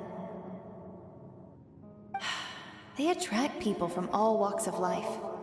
Friends come easy here, no matter what tribe you're from. The people of the springs have never claimed the hot springs as their own private property. They are there to bring all hot spring buddies together. It's been really nice, seeing the children of my tribe get older. It's helped me gradually understand the true value of the springs. I've witnessed their energy, their determination, their absolute passion for life. Even when they cause trouble, I never managed to hold on to my anger for long. It's unbelievable how quickly they worm their way back into my good graces. I'm certain Mualani will become a great warrior when she grows up. She possesses infinite potential. I can see it. One day, when I'm no longer in fighting form, I'll come here and tell stories to all the children, just like those warriors did for me. So, you better get busy, Pyro Archon, or I'll end up running out of stories.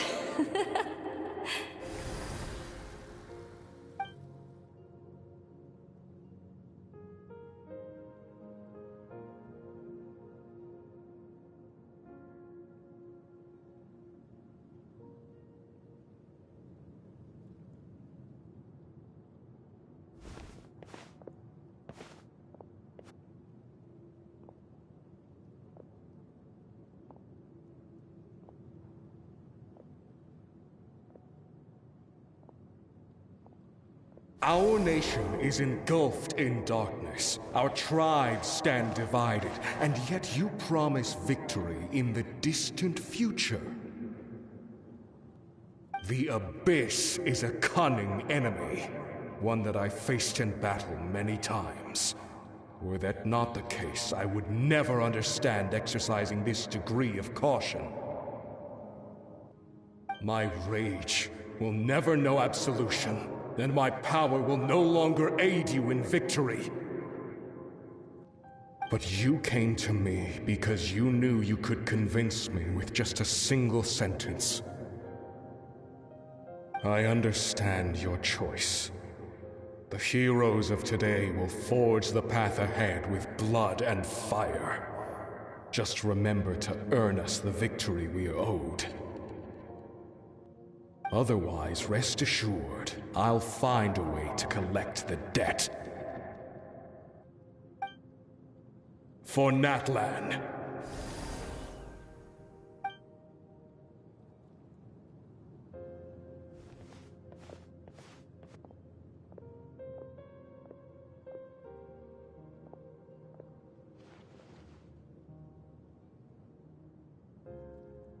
So, you're gonna head 500 years in the future to serve as the Pyro Archon again? But what about the you from right now? You're just gonna die? You can't ask her those questions and expect her to answer, my dear. The decision is hers to make, and she deserves our support. We will do everything we can to rebuild the tribes. Don't you worry. Even across time, we will all do our part to fight for Natlan's future. Yeah, Mom's right. We'll always believe in you, sis. Oh, seriously though, Dad should be here. Where is he? I imagine he didn't know what to say, so he chose not to come at all. Don't take it to heart, my dear. That's just who he is. Just remember, no matter what happens in the future, we will always love you.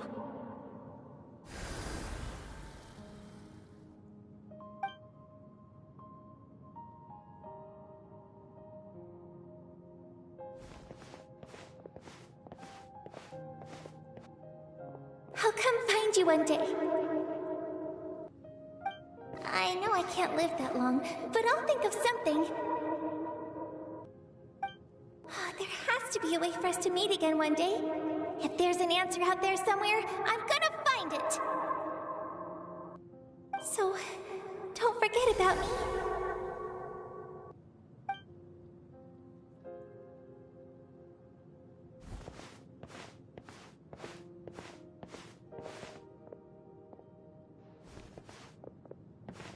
If that's your decision, then you have my full support, Archon. May our children live to see such a lovely son. For Natlan! No one fights alone.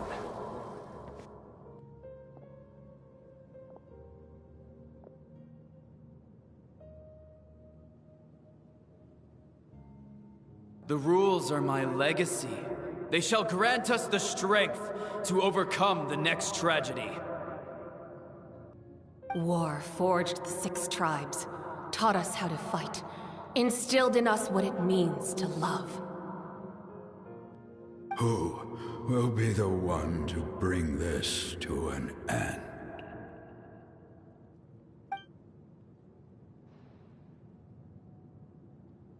We are the inheritors of memory and legend. Those who grew alongside sun and wind. Those who forged our own destiny and future. That is Natlan's fire. The lifeblood of our nation.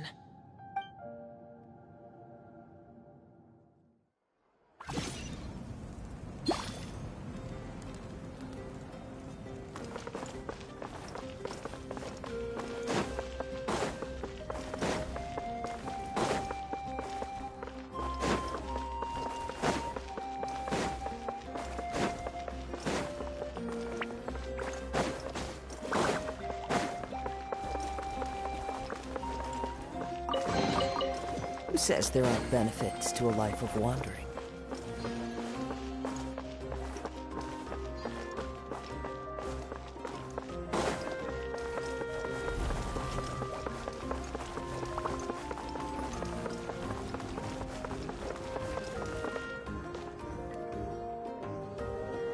Hey, Koichi! You here for the victory feast too? Oh, no. I knew Chaska would be here, so I just came to deliver some medicine. I was about to leave, actually. It's not that I don't want to celebrate Kachina and the others. I'm so glad she made it back. It's just... well, I'll make things awkward if I'm around my sister right now. Ah, well, you two had a fight, so Paimon can understand. She didn't cause any trouble during your trip, right? Yeah, she was super helpful. She gave us a lot of useful information about the Abyss. That's good. That's all I needed to know. Is there a reason you asked? You were pretty outspoken when we first met, but now it's like you're holding something back. Maybe it seemed unreasonable, picking that fight with her before you left, but I did it for a reason. Her impulse to fight is extremely strong. Her mental strength helps her rein it in, but she still loses control sometimes. I had no idea what you might face in the Night Kingdom, so I didn't want to take any chances. So what you're saying is... Okay, so maybe it sounds a little stupid, but it works pretty well. It helps her keep her cool for a little while, at least. Anyway, I'm just glad you were able to make it back safe and sound. That's all I wanted. But do you really have to go that far? Can't you just talk it out? No way. Chaska never opens up about her own pain, especially to her family.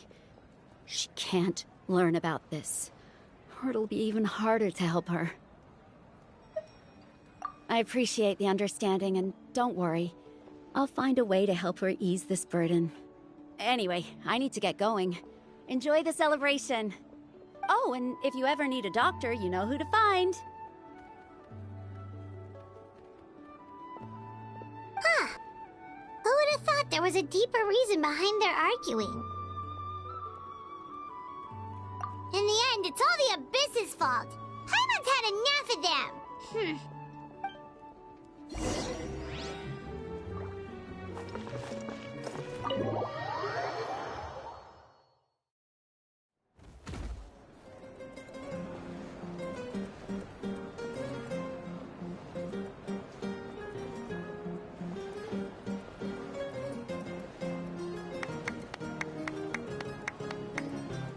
Let's give a huge round of applause to our brave young warrior, Kachina! Woohoo! Well done, Kachina. Thank you, everyone. I'm so glad I finally made it. I always knew you could do it. With so much potential at your age, you have a great future ahead of you. You're one to talk. Don't think I didn't know you were the first person to abandon your team. I'll be dealing with you when we get back. I had no choice. My friend invited me. I couldn't just say no. Oh, really? So you weren't just trying to get ahead in the first round? I wasn't, I swear. I just happened to find that bearer injured in the wild, so I stopped to bandage his wounds.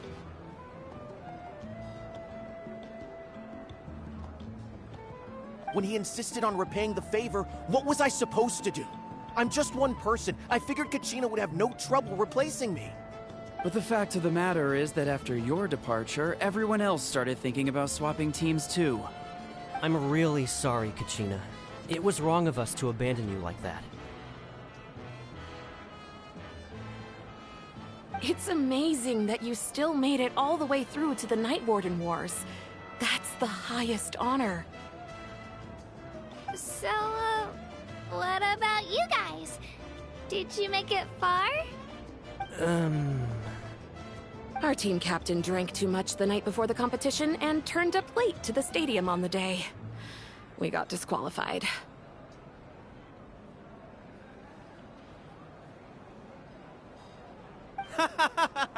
Serves you all right. No sympathy from me.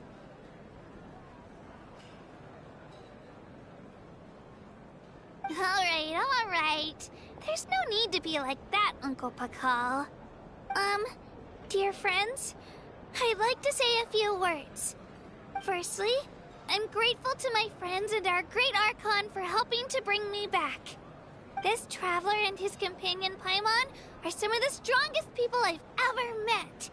If they were allowed to participate in the pilgrimage, I have no doubt that they'd win the whole thing. They've agreed to let me learn from them. With their help, I believe I can become even stronger still. And let's not forget my good friends, Moalani, Chaska, Kanich, and Ayan-san.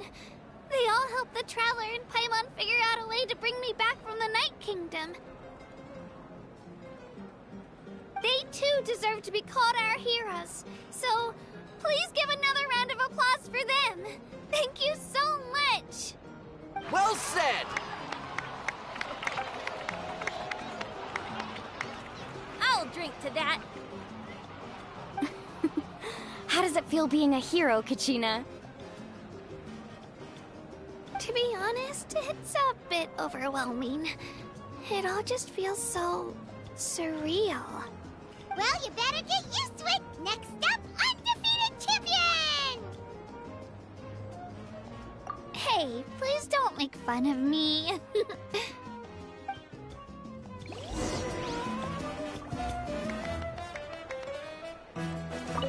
My apologies. I knew more than I let on. Everything comes at a price, and most heroes aren't people who set out to become a hero. If you cling too tightly to your goal, you end up losing things that are far more precious. But in any case, we're now on the same page. I wonder how long before the two final heroes appear. From the Flower Feather Clan and the Masters of the Night Wind.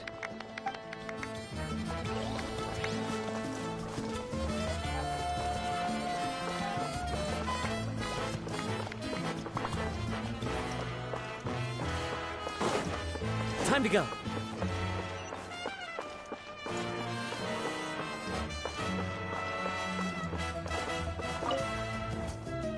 Ah, you're here. Have some fruit juice. I got it specially for you two. How did you know? That's Paimon's favorite! You look like you've still got questions. Ask away. Because they had their own lives to live. The thought of telling them, abandon your families and everyone you love, and come with me to the end of time, for in 500 years Natlan will be destroyed, it seemed too cruel. You could just as easily point out that everything in this world would come to an end eventually. But life is short, and beyond a point, it just doesn't seem real. Imagine if I said, let's leave right now, and go save the sun because it'll flame out in a few million years. It would sound quite ridiculous. I couldn't make them shoulder that burden with me. Besides, every generation will have its heroes, this one included. The plan could still work without them. Or, of course, without me. But since I was the one who came up with the plan, I felt duty-bound to see it through to the end. Paimon's suddenly remembering that portrait in your room. Was that your family from back then? Yes, it was. So when you asked me who my sister grew up to be, the truth is that very little information survives. From what I've been able to piece together, I can conclude with a reasonable degree of confidence that she ended up as an architect and artist. She played an instrumental role in rebuilding the scions of the Canopy tribe, designing and building many houses. But of course, none of her buildings are around anymore. Still, it was an impressive achievement, and I'm very proud of her. You feel loss keenly. It seems to stir up feelings of regret in you. But this is something I have long since come to terms with. This is a war, and there can be no war without loss. I am already far more fortunate than those who lost their lives to the Abyss. The people of Natlan look to me as their Archon, and the weight of their expectations is mine to bear. I must see our fate through to the very end, no matter what I may find there. Yeah, doesn't that has already been written, including your plan? I suppose, but so what? Don't forget, time takes many forms. The past, present, and future coexist, and all are equally important. Even if the future ends in destruction, there's still no reason to give up on the here and now. And it's precisely because we humans cannot know our fate that we will never give up on our struggle. This is a pivotal moment. We are still 2 heroes short. Well, 3 to be precise. There's one further hero who I'm hoping to get on my side, whatever it takes. Your resistance to the corrupting power of the Abyss is truly remarkable. It would easily make you an all-important figure in the upcoming battle. If you agree to join us, you will not only gain my full support in your journey, but I will also forge a brand new ancient name for you. Ancient names can be forged? They can. Several strict conditions must be met, but if they couldn't be forged at all, then the number of them in circulation would have long dwindled to 0. Possessing an ancient name would mean that your adventures in Natlan are recorded in full. Your stories would be remembered by our people for all the years to come. The Ode of Resurrection may have temporarily lost its power, but still, take this as my personal guarantee that I shall never let you fall. Just like in the Night Kingdom, I will be there for you. That is a promise I will fulfill at all costs. This nation always honors its heroes. Yeah, we can't just ignore the situation here. Wonderful. Then I'll reach out to Shilonen right away. She's the one who will forge the name. We've never forged an ancient name for an Outlander before, but I trust she'll find a way.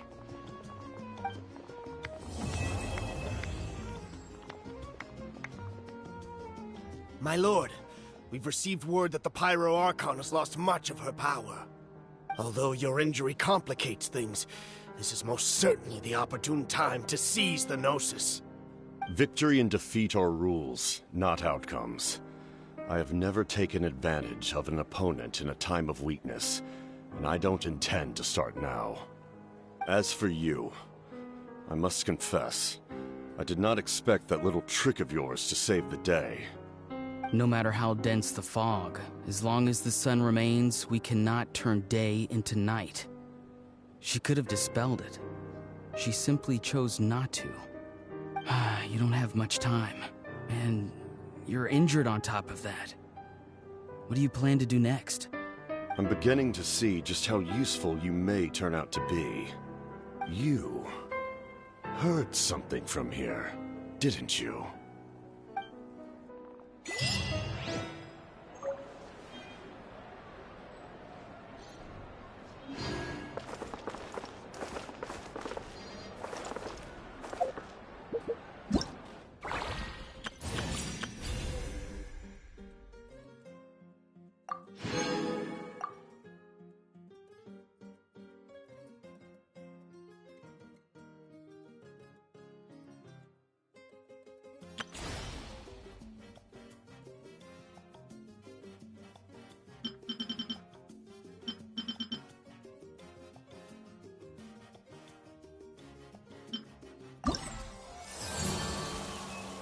You